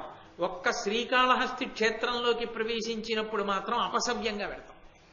అలా ఎందుకు పెడతారంటే అక్కడ రాహుకేతు పూజలు ఉన్నాయి, ఆ క్షేత్రంలో రాహుకేతువులు ప్రీతి పొందుతారు. కాబట్టి అంతటి పరమోత్కృష్టమైనటువంటి క్షేత్రం కనుక అదిగో అక్కడ రాహుకేతువులు అప్రదక్షిణంగా తిరుగుతారు. మేరుకి మనం కూడా అప్రదక్షిణంగా తిరిగి దేవాలయంలోకి వెడతాం. కానీ మీరు సత్యనారాయణ వ్రత కథని వినండి. సత్యనారాయణ వ్రత కథలో మంటపంలోకి నవగ్రహాల్ని పిలుస్తారు. నవగ్రహాల్ని పిలిచినప్పుడు చదివేటటువంటి శ్లోకాలు జాగ్రత్తగా వింటే మీకు అర్థమవుతుంది. సూర్యుడి దగ్గర నుంచి పిలుస్తారు, పిలుస్తున్నప్పుడు చెప్తారు, మేరువుకి ప్రదక్షిణంగా వస్తున్నాడు, అదిగో ఎర్రటి బట్టలు కట్టుకుని ఎర్రటి మాలలు వేసుకుని ఫలానా రథ పతాకములతోటి దానితో పాటుగా ఆయన మిగిలినటువంటి దేవతలతోటి కలిసినటువంటి వాడై భార్యా బిడ్డలతో వస్తున్నాడంటే ఆ వచ్చినటువంటి వాడిని కూర్చోమనడానికి భార్య చెక్క అక్షత డబ్బు ఇస్తే ఆవాహయామి స్థాపయామి పూజయామి అని అక్కడ పెడితే వచ్చి ఆ మంటపంలోకి వాళ్ళు దిగుతారు. ఆ విమానం దిగి కూర్చుంటుంది. అందుకే మంటపాన్ని అలా వేసి పిలుస్తారు. ఒక్క రాహుకేతువుల్ని పిలిచినప్పుడు మాత్రం అప్రదక్షిణంగా వస్తున్నారు మేరు పర్వతానికి అని పిలుస్తారు. కాబట్టి సూర్యుడు మేరు పర్వతానికి ప్రదక్షిణం చేసి తిరుగుతూ ఉంటాడు. వింధ్యుడికి అందుకు కోపం వచ్చింది, నా చుట్టూ ఎందుకు తిరగవు నువ్వు అన్నాడు. అంటే సూర్యుడు అన్నాడు, అనవరతము విధియోగంబున ఏ ద్రిమ్మరుదు అమరభూధరము ప్రియంబున ఆత్మీచ్ఛయనర్పగా చనదపుడు అలిగి వింధ్యశైలంబంతన్. ఏమయ్యా, నేను మేరు పర్వతానికి ప్రదక్షిణం చేస్తున్నటువంటి మాట వాస్తవమే, కానీ నేను అలా ఎందుకు తిరుగుతూ ఉంటానో తెలుసా? అనవరతము విధియోగంబున ఏ ద్రిమ్మరుదు. బ్రహ్మగారి యొక్క ఆదేశం అది. సృష్టి ప్రారంభంలో సూర్యుడు ఇలా తిరగాలి అని ఆయన నిర్ణయం చేశాడు. ఆయన ఎలా నిర్ణయం చేశాడో నేను అలాగే తిరగాలి, అందుకని నేను అలాగే తిరుగుతాను. నీ మీద తక్కువని కాదు, ఆయన మీద ఎక్కువని కాదు. బ్రహ్మగారు ఎలా చెప్పారో అలా తిరగాలి. నదులకి మార్గాలు ఉంటాయి, అవి బ్రహ్మగారు నిర్ణయం చేశాడు ఇలా వెళ్ళాలని. నది ఆ మార్గంలోనే వెడుతుంది బ్రహ్మగారిని గౌరవించి. కాబట్టి నేను ఆ మార్గంలో వెళ్ళాలి తప్ప ఇంకో మార్గంలో నేను వెళ్ళకూడదు. కాబట్టి అలా వెడుతుంటానయా నేను, అందుకని నీకు ప్రదక్షిణం చేస్తూ వెళ్ళడం నాకు కుదరదు అన్నారు. అంటే వింధ్య పర్వతానికి కోపం వచ్చింది. నాకు ప్రదక్షిణం చేయవా అనేది తిన్నగా పెరిగిపోయి ఆకాశాన్ని స్పృశిస్తూ నిలబడిపోయింది. ఇక సూర్యచంద్రుల యొక్క గమనానికి అడ్డొచ్చింది. అడ్డొస్తే ఇక సూర్యచంద్రుల యొక్క గతులు లేవు. గతులు లేకపోతే రేయింబవళ్ళు ఋతువులు ఇవేమీ ఏర్పడడం మానేశాయి. లోకంలో చీకటి పగలు ఈ రెండిటి యందు అవ్యవస్థ ఏర్పడింది. అప్పుడు అందరూ సృష్టి క్రమానికి విఘాతం వచ్చింది. బ్రహ్మగారు చేసిన సృష్టి గతి తప్పిపోయింది. ఎక్కడ ఎవరు పగలు చెప్పాలో రాత్రి చెప్పాలో తెలియనటువంటి పరిస్థితి అంకురించింది. అందుకని దేవతలందరూ కలిసి మళ్ళీ వెళ్ళి బ్రహ్మగారిని ప్రార్థించారు. ఎలాగా అని ఆయన అన్నాడు, అగస్త్యుణ్ణి ప్రార్థించండి, ఆయన దీనికి పరిష్కారం చేస్తాడు. గబగబా అగస్త్య మహర్షి దగ్గరికి వెళ్ళారయ్యా, మీరే దీనికి పరిష్కారం చేయాలి, మీరేమీ బెంగ పెట్టుకోకండి, నేను పరిష్కారం చేస్తాను అన్నారు. అంటే దేవతలు ఆయన దగ్గరికి వెళ్ళి భువన వ్యవహారంబునకు వ్యవధానం బయ్యవింజవర్ధనమున అద్దివసకర రజనికర గతులు అవిహితమగునట్లు చేయు అమరమునీంద్ర, సూర్యచంద్రుల యొక్క గతులు మళ్ళీ ప్రకాశించేటట్టుగా చెయ్యవలసింది, లోకాల యొక్క వ్యవస్థని నిలబెట్టు అని ప్రార్థించారు. ప్రార్థిస్తే అగస్త్య మహర్షి దక్షిణ దిక్కుకి లోపాముద్రతో కలిసి యాత్రకి వెడుతున్న వాడిలా వెళ్ళాడు. అగస్త్యుణ్ణి చూడగానే వింధ్యపర్వతానికి కూడా భయమే. మహానుభావుడు వస్తున్నాడు, కొంచెం పొట్టిగా ఉంటారు అగస్త్య మహర్షి. ఆయన ఇంత ఎక్కి ఎక్కడ దిగుతారు, తప్పు కదా, నేను తలెత్తి ఆయన ముందు నిలబడకూడదని గబగబా తన శిఖరములను ఉంచి నమస్కరించి ఆయన చాలా సంతోషించి చనియత దక్షిణ దిశకే నేనొనరగా తెరువిమ్ము నాకు ఉర్వీధర నీ వనవడునట్టుల చేయుదునని పెరుగుట యుడిగి వింధ్యమతి వినయముతో, ఆయన పట్ల వినయంతో ఆ పర్వతం వంగి ఆయన ముందు వినయాన్ని ప్రకటనం చేస్తే అగస్త్య మహర్షి అన్నారు, నేను దక్షిణ దిక్కుకి వెళ్ళి మళ్ళీ వస్తాను, మళ్ళీ నువ్వు పెరిగిపోకు, నేను వచ్చేస్తాను, అలా ఉండు అన్నారు. ఎన్నాళ్ళలో వస్తారు, ఈలోగా అలా ఉంటే వాళ్ళని నేను ఇబ్బంది పెట్టాలి, ఇవి అగస్త్యుడితో మాట్లాడలేదుగా. పెద్దల దగ్గర వినయం అంటే వాళ్ళు చెప్పిన మాట వినడం. కాబట్టి అలాగే వంగి ఉండిపోయాడు వింధ్యుడు. దక్షిణ దిక్కుకి వెళ్ళిపోయిన అగస్త్యుడు తిరిగి రాలేదు, దక్షిణ దిక్కులో ఉండిపోయాడు. అందుకే శ్రీకాళహస్తి క్షేత్రం అంత అద్భుతమై మహానుభావుడు ఆ భగీరథుడు గంగానదిని ఎలా తీసుకొచ్చాడో అలా దేవలోకంలో బ్రహ్మగారి యొక్క అనుగ్రహంతో సువర్ణముఖరీ నదిని తీసుకొచ్చాడు. తీసుకొచ్చి శ్రీకాళహస్తి పక్క నుంచి ప్రవహింపచేశాడు అగస్త్య మహర్షి. అంతటి మహానుభావుడు. ద్రవిడ వ్యాకరణాన్నంతటినీ ఆయనే నిర్ణయం చేశాడంటారు. ద్రవిడ దేశం అంతటా కూడా కావేరీ నది ప్రవహించడానికి కారణం ఆయనే. అందుకే అగస్త్య మహర్షి అంటే తమిళ దేశంలో ఒక ప్రత్యేకమైన గౌరవం వాళ్ళందరికీ. మేము తాగుతున్న నీళ్లు ఆయనే తెచ్చాడు.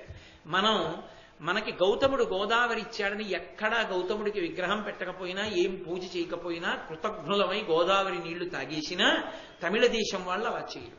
వాళ్ళు అగస్త్యుణ్ణి పరమ గౌరవిస్తారు, కావేరీ నదిని తీసుకొచ్చిన వాడు అని. కాబట్టి ఆయన అలా లోకానికి మళ్ళీ సూర్యచంద్రుల యొక్క గతులను కల్పించినటువంటి వాడు. అంతటి మహానుభావుడయా. కాబట్టి సముద్రాన్ని ఎందుకు పానం చేయలేడు, తాగుతాడు అని దేవతలు అనుకుంటూ వెళ్ళారయ్యా ధర్మరాజా అని రోమశ మహర్షి చెప్తే, ఇప్పుడు చెప్పండి సముద్రపానం ఎలా చేశాడు అన్నాడు. ఇప్పుడు ఈ దేవతలందరూ వెళ్ళి ఆయనతో మొరబెట్టుకున్నారు అగస్త్యుడితో. అమరులు కాలకేయకృతమైన జగద్భయమెల్ల చెప్పి ఉత్తమమునినాథ తత్ప్రతివిధానము చేసి జగంబుకావ చిత్తము కలదేని విభ్రమమద భ్రతరంగ మహార్ణవంబు పానము తగచేసి చేయుము ఘనంబుగ మాకు మనఃప్రమోదమున్.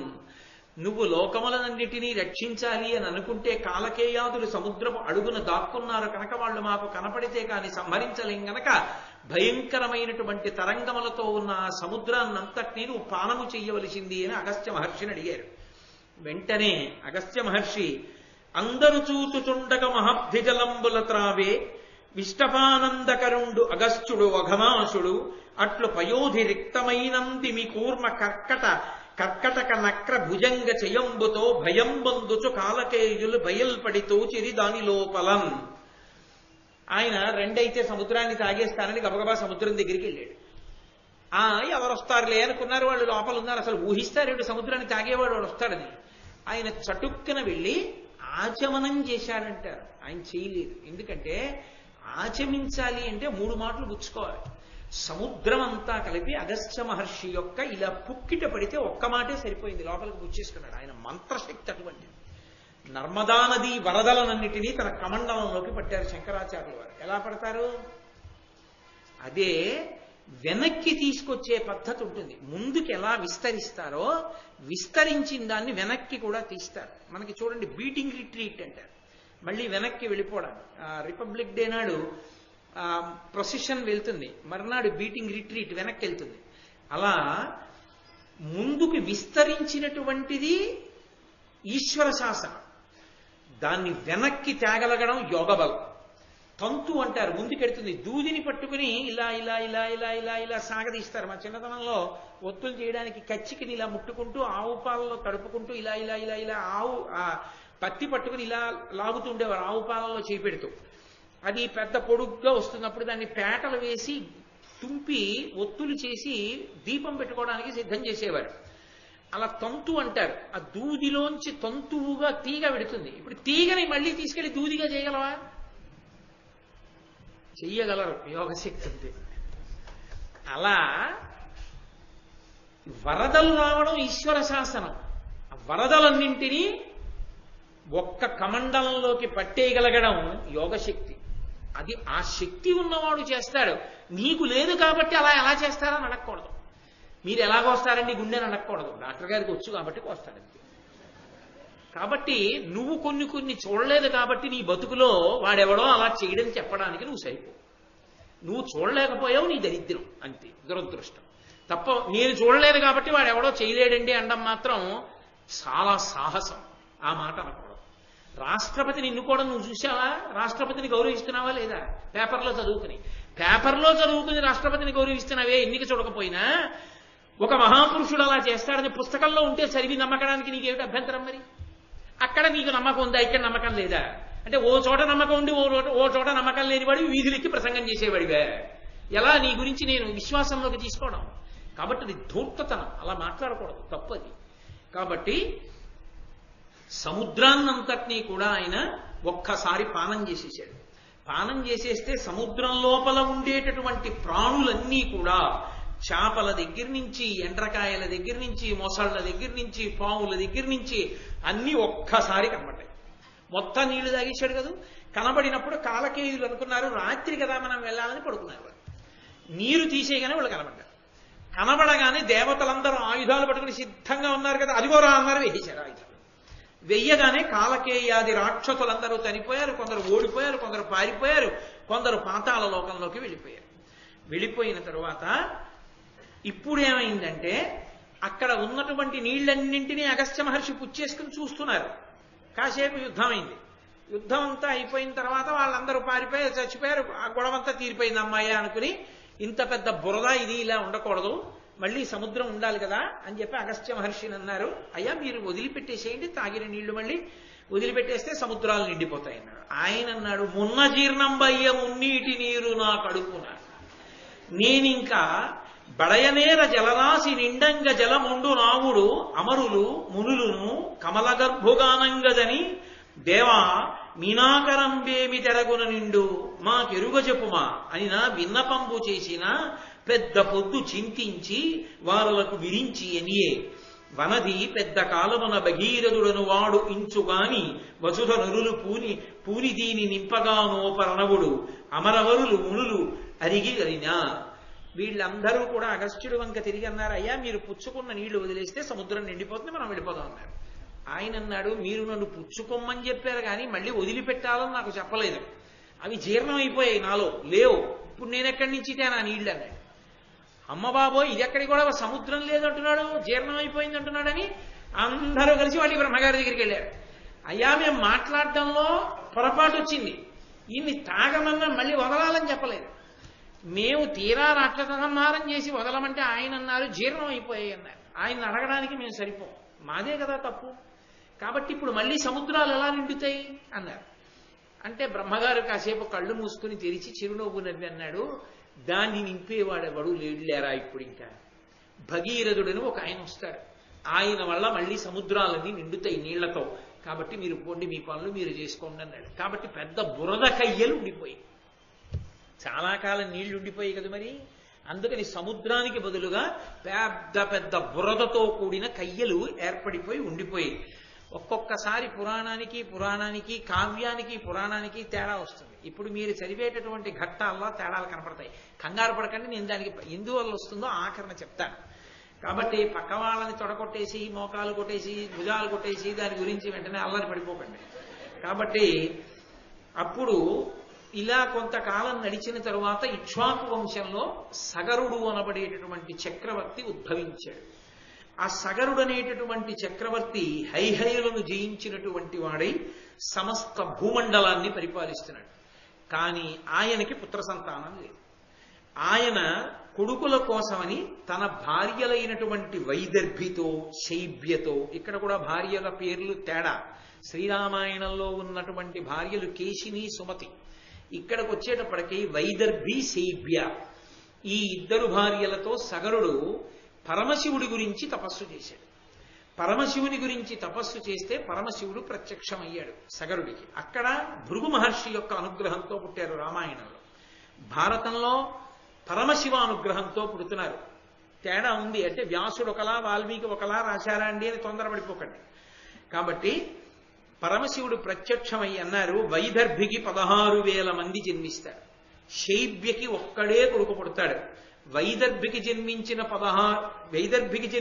60,000 మంది కుమారులు కూడా ఒక్కసారే మరణిస్తారు. 60,000 మంది జన్మించి ఈ శైబ్యకి జన్మించినటువంటి ఒక్క కుమారుడు వంశకర్త అవుతాడు, వంశం నిలబడడానికి కారణం అవుతాడు అని చెప్పాడు. కొంతకాలం అయిపోయింది.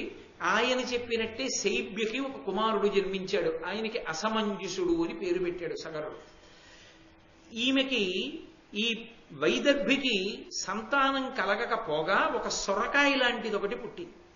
ఆమె సొరకాయ పుట్టింది ఏమిటని అలిగి వీధిలో పడేయమని అశరీరవాణి పలికింది. అది బయట పడేయకండి, దాదులకిచ్చి నేతి కుండలలో పెట్టండి, అందులోంచి 60,000 మంది పుత్రులు వస్తారని. అలాగే దాచారు. అందులోంచి 60,000 మంది పుత్రులు పైకొచ్చారు. వాళ్ళందరికీ సగరుని యొక్క కుమారుడు కనుక వాళ్ళకి సగరులు అని పేరు వచ్చింది. వాళ్ళు ఎప్పుడూ కూడా ఆకాశంలో తిరుగుతూ ఉండేవాళ్ళు. వాళ్ళు పుట్టుకతో అనంతమైనటువంటి శక్తి సంపన్నులు. వాళ్ళు దేవతా కార్యములను చెడగొడుతూ దేవతలను భయపెడుతూ బాధ పెడుతూ తిరుగుతున్నారు. అలా తిరుగుతుంటే దేవతలకి ఆగ్రహం కలిగి వెళ్ళి చతుర్ముఖ బ్రహ్మగారిని అడిగారు, 60,000 మంది ఒక్కసారి పుట్టడం ఏమిటి, విమానాలెక్కి తిరగడం ఏమిటి, లోకాలన్నీ పాడు చేయడం ఏమిటి, 60,000 మంది ఎలా చచ్చిపోతారని అడిగారు. ఆయన అన్నాడు నవ్వి, వాళ్ళు మహోత్సాహవంతులరా, మీరు భయపడకండి, వాళ్ళందరూ కలిపి ఒక్కసారే చచ్చిపోతారు. ఒక్కసారే వాళ్ళు అగ్నిలో దగ్ధమైపోయి బూది కుప్పలుగా పడిపోతారు. కాబట్టి మీరు వాళ్ళ గురించి ఏం బెంగపెట్టుకోకండి, మీ పనుల మీద మీరు వెళ్ళిపోండి, వాళ్ళది అల్పాయుద్ధాయం వాళ్ళు ఎక్కువ ఉండరన్నాడు. కాబట్టి వాళ్ళే మడిచిపోతారులే అని దేవతలు వెళ్ళిపోయారు. వెళ్ళిపోయిన తరువాత సగర చక్రవర్తి అశ్వమేధయాగం చేస్తాను అని సంకల్పం చేశాడు. ఆయన అశ్వమేధయాగం చెయ్యడానికి సంకల్పం చేసి గుర్రాన్ని విడిచిపెట్టాడు. అశ్వమేధయాగం చెయ్యాలనుకున్న వాళ్ళు గుర్రాన్ని విడిచిపెడతారు. విడిచిపెడితే ఆ గుర్రం ఎటు వెళ్ళిందో అటుగా వెళ్ళాలి. వెళ్ళి ఆ గుర్రాన్ని ఎవరో అపహరించకుండా కాపాడాలి. అది తిరిగి వచ్చే వరకు దాన్ని రక్షించాలి. ఎప్పుడైనా ఒక నియమం ఉంటుంది. ఆ నియమం ఏమిటంటే, ఒక యాగం కానీ ఒక యజ్ఞం కానీ చేసేటప్పుడు అది పూర్తయ్యే పర్యంతము పీటల మించి లేచిపోయి ఊరు విడిచిపెట్టి వెళ్ళిపోకూడదు, ఇంకొక పని మీద వెళ్ళిపోకూడదు. అలా వెళ్ళిపోయారనుకోండి, అలా యజమానిగా ఎవరు కూర్చున్నాడో ఆయన కుటుంబం, చేయించినటువంటి ఋత్విక్కులు, అది చూసిన వాళ్ళు అందరూ నశించిపోతారు. కాబట్టి తెలిసి కూర్చోవాలి కూర్చునేవాడు. అందుకే పీటల మీద కూర్చోడానికి ఎవరిని పడితే వాళ్ళని కూర్చోబెట్టకూడదు. ధర్మం తెలిసిన్నవాడిని కూర్చోబెట్టాలి తప్ప అర్ధంతరంగా లేచిపోయి అకస్మాత్తుగా పని వచ్చిందంటే వెళ్ళిపోకూడదు. 2, ఒకసారి దీక్షా స్వీకారం చేసి కంకణం కట్టుకున్నాడు అనుకోండి, శాస్త్రం శాస్త్రమే, ఇక ఏం జరిగినా ఆయనకి ఏ విధమైనటువంటి అశౌచము రాదు. ఆయనకి అది కాపాడి తీరుతుందంటే. కంకణం అంటే కంకణమే. ఇంకా కంకణం అంటే రక్షని ప్రసరింపచేస్తుంది. ఈశ్వరానుగ్రహాన్ని ప్రోధి చేస్తారు మంత్రముల చేత. ప్రోధి చేసి ఆ కంకణాన్ని తీసుకొచ్చి సమంత్రకంగా కట్టుకోవాలి.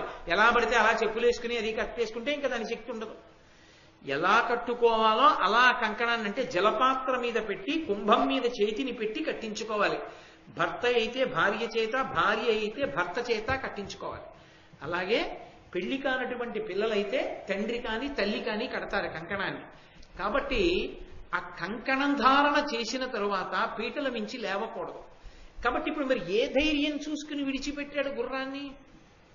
ఇప్పుడు ఆ గుర్రాన్ని ఎవరైనా అపహరించారనుకోండి, పోతుంది అశ్వమేధ యాగం, అక్కడతో పోయిందంతే. ఇప్పుడు యాగము చేస్తానని సంకల్పం చేసి యాగం చెయ్యలేకపోతే ప్రాయశ్చిత్తం చేసుకోవాలి. అంటే అదో బాధ వస్తుంది, సగంలో ఆగిపోయిందిగా యాగం, యాగం పూర్తవలేదు. యజ్ఞభంగము, యాగము పూర్తవకుండా ఉండడము క్షేమకరములు కావు.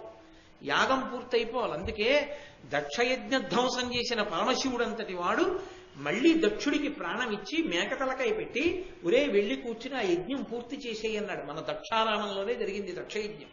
దాని పేరు దక్షారామం. కర్మకాలేది ద్రాక్షారామం అయింది. ద్రాక్షారామం కాదది, అది దక్షారామం, దక్షుని యొక్క ఆరామం. కాబట్టి ఆ దక్షుని యొక్క యజ్ఞాన్ని భంగం చేసిన పరమశివుడే యజ్ఞం పూర్తయిపోయేలా అనుగ్రహించాడు. కాబట్టి యజ్ఞ దీక్ష తీసుకుని పీటల మీద కూర్చున్నవాడు లేవకూడదు ఏ కారణానికి.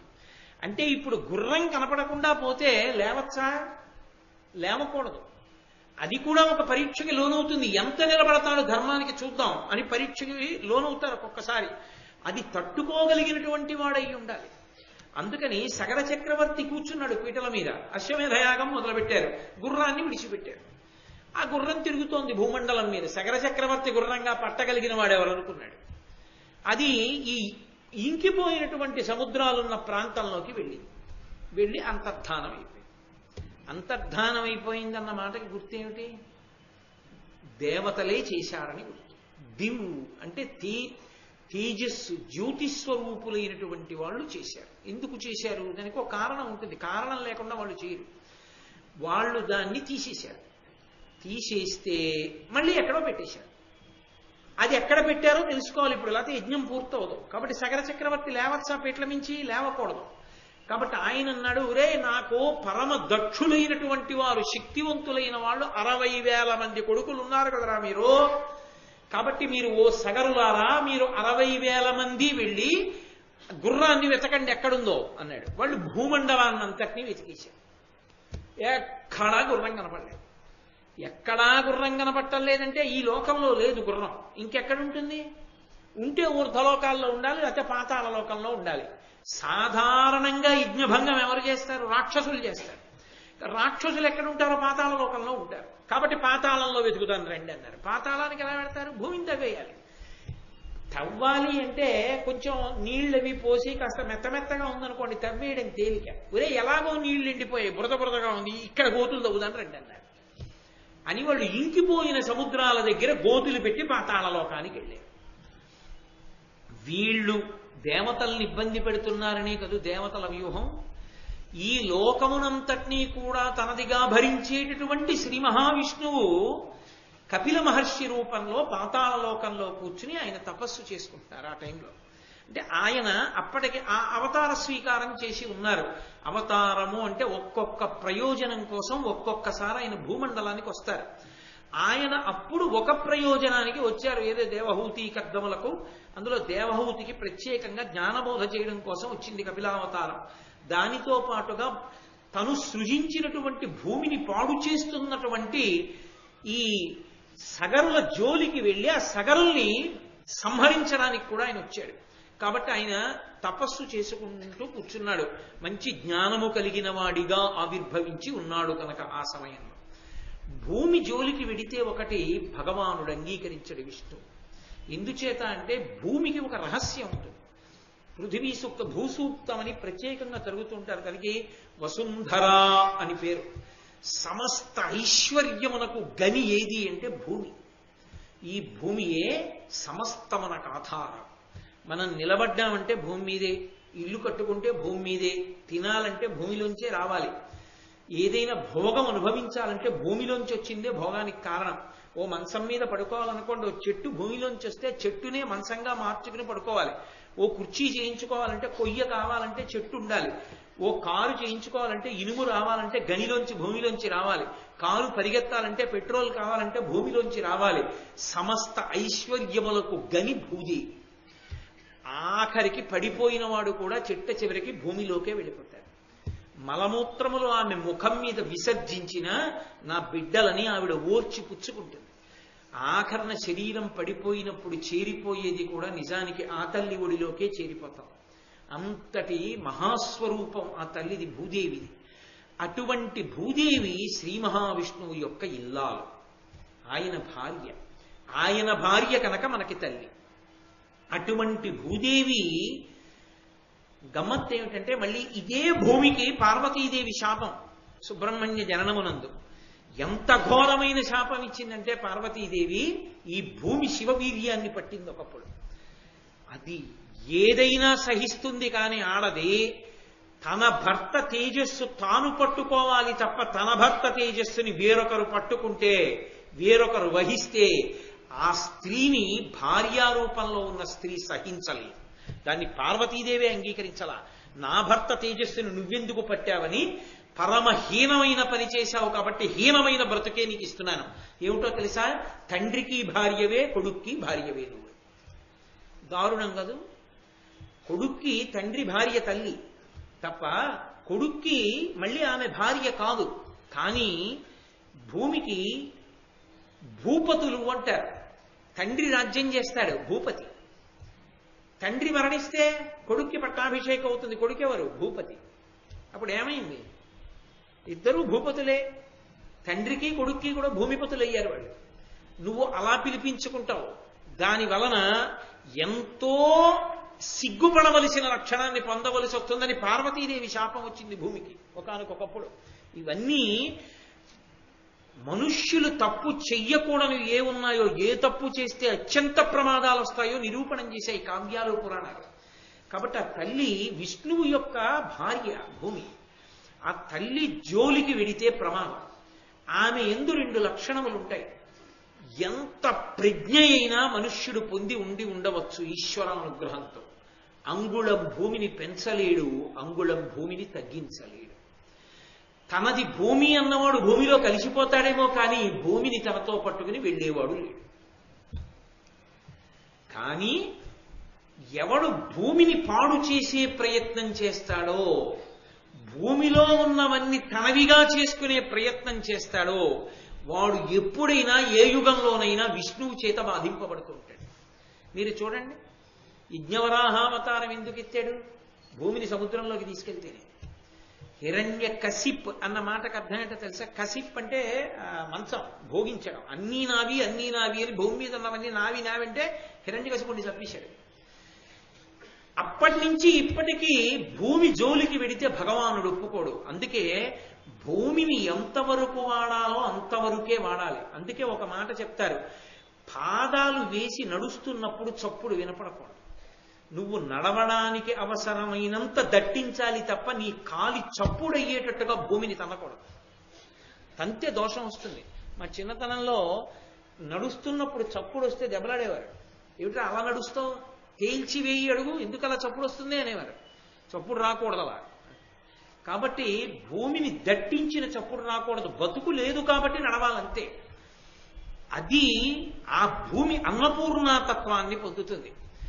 జనులు పెరగనివ్వండి, జంతువులు పెరగనివ్వండి, పక్షులు పెరగనివ్వండి, ఎన్ని పెరిగినా అదే భూమి ఆహారాన్ని ఇస్తుంది. అదే భూమి నివాసయోగ్యం అవుతుంది. అదే భూమి అన్నం పెడుతుంది. భూమి పెరగక్కర్లేదు.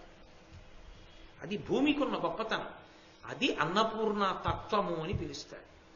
అది లేకపోతే అసలు బ్రతుకు లేదు, ఏ ప్రాణికి బ్రతుకు లేదు.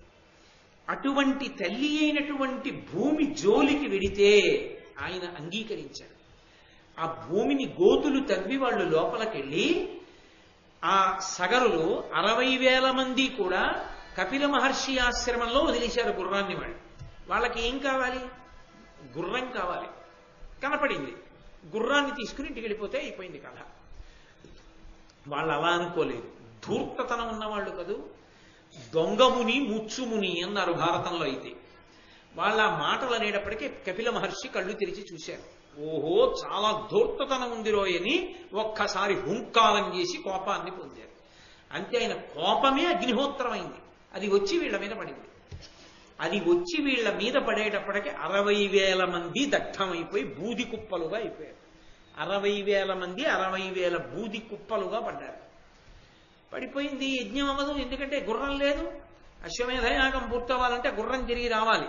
ఆ గుర్రాన్ని చంపాలి, ఆ గుర్రంతో ధర్మపత్ని రాత్రంతా పడుకోవాలి. దాని యొక్క వప అంటారు. ఆ వపని తీసి రాజు ఆ యజ్ఞంలో అగ్నిహోత్రంలో కాలుస్తూ దాని నుంచి వచ్చిన వాసన పీల్చాలి. అప్పుడు పూర్తవుతుంది. కలియుగంలో లేదు అసలు అశ్వమేధ యాగం. కాబట్టి గుర్రం తిరిగి రాకుండా అశ్వమేధం ఎక్కడవుతుంది? గుర్రం కనబట్టం లేదన్నారు. గుర్రం కనబడకపోతే గుర్రం ఎక్కడుందో కనిపెట్టాలి. పంపించిన 60,000 మంది సగరులు ఏమైపోయారు?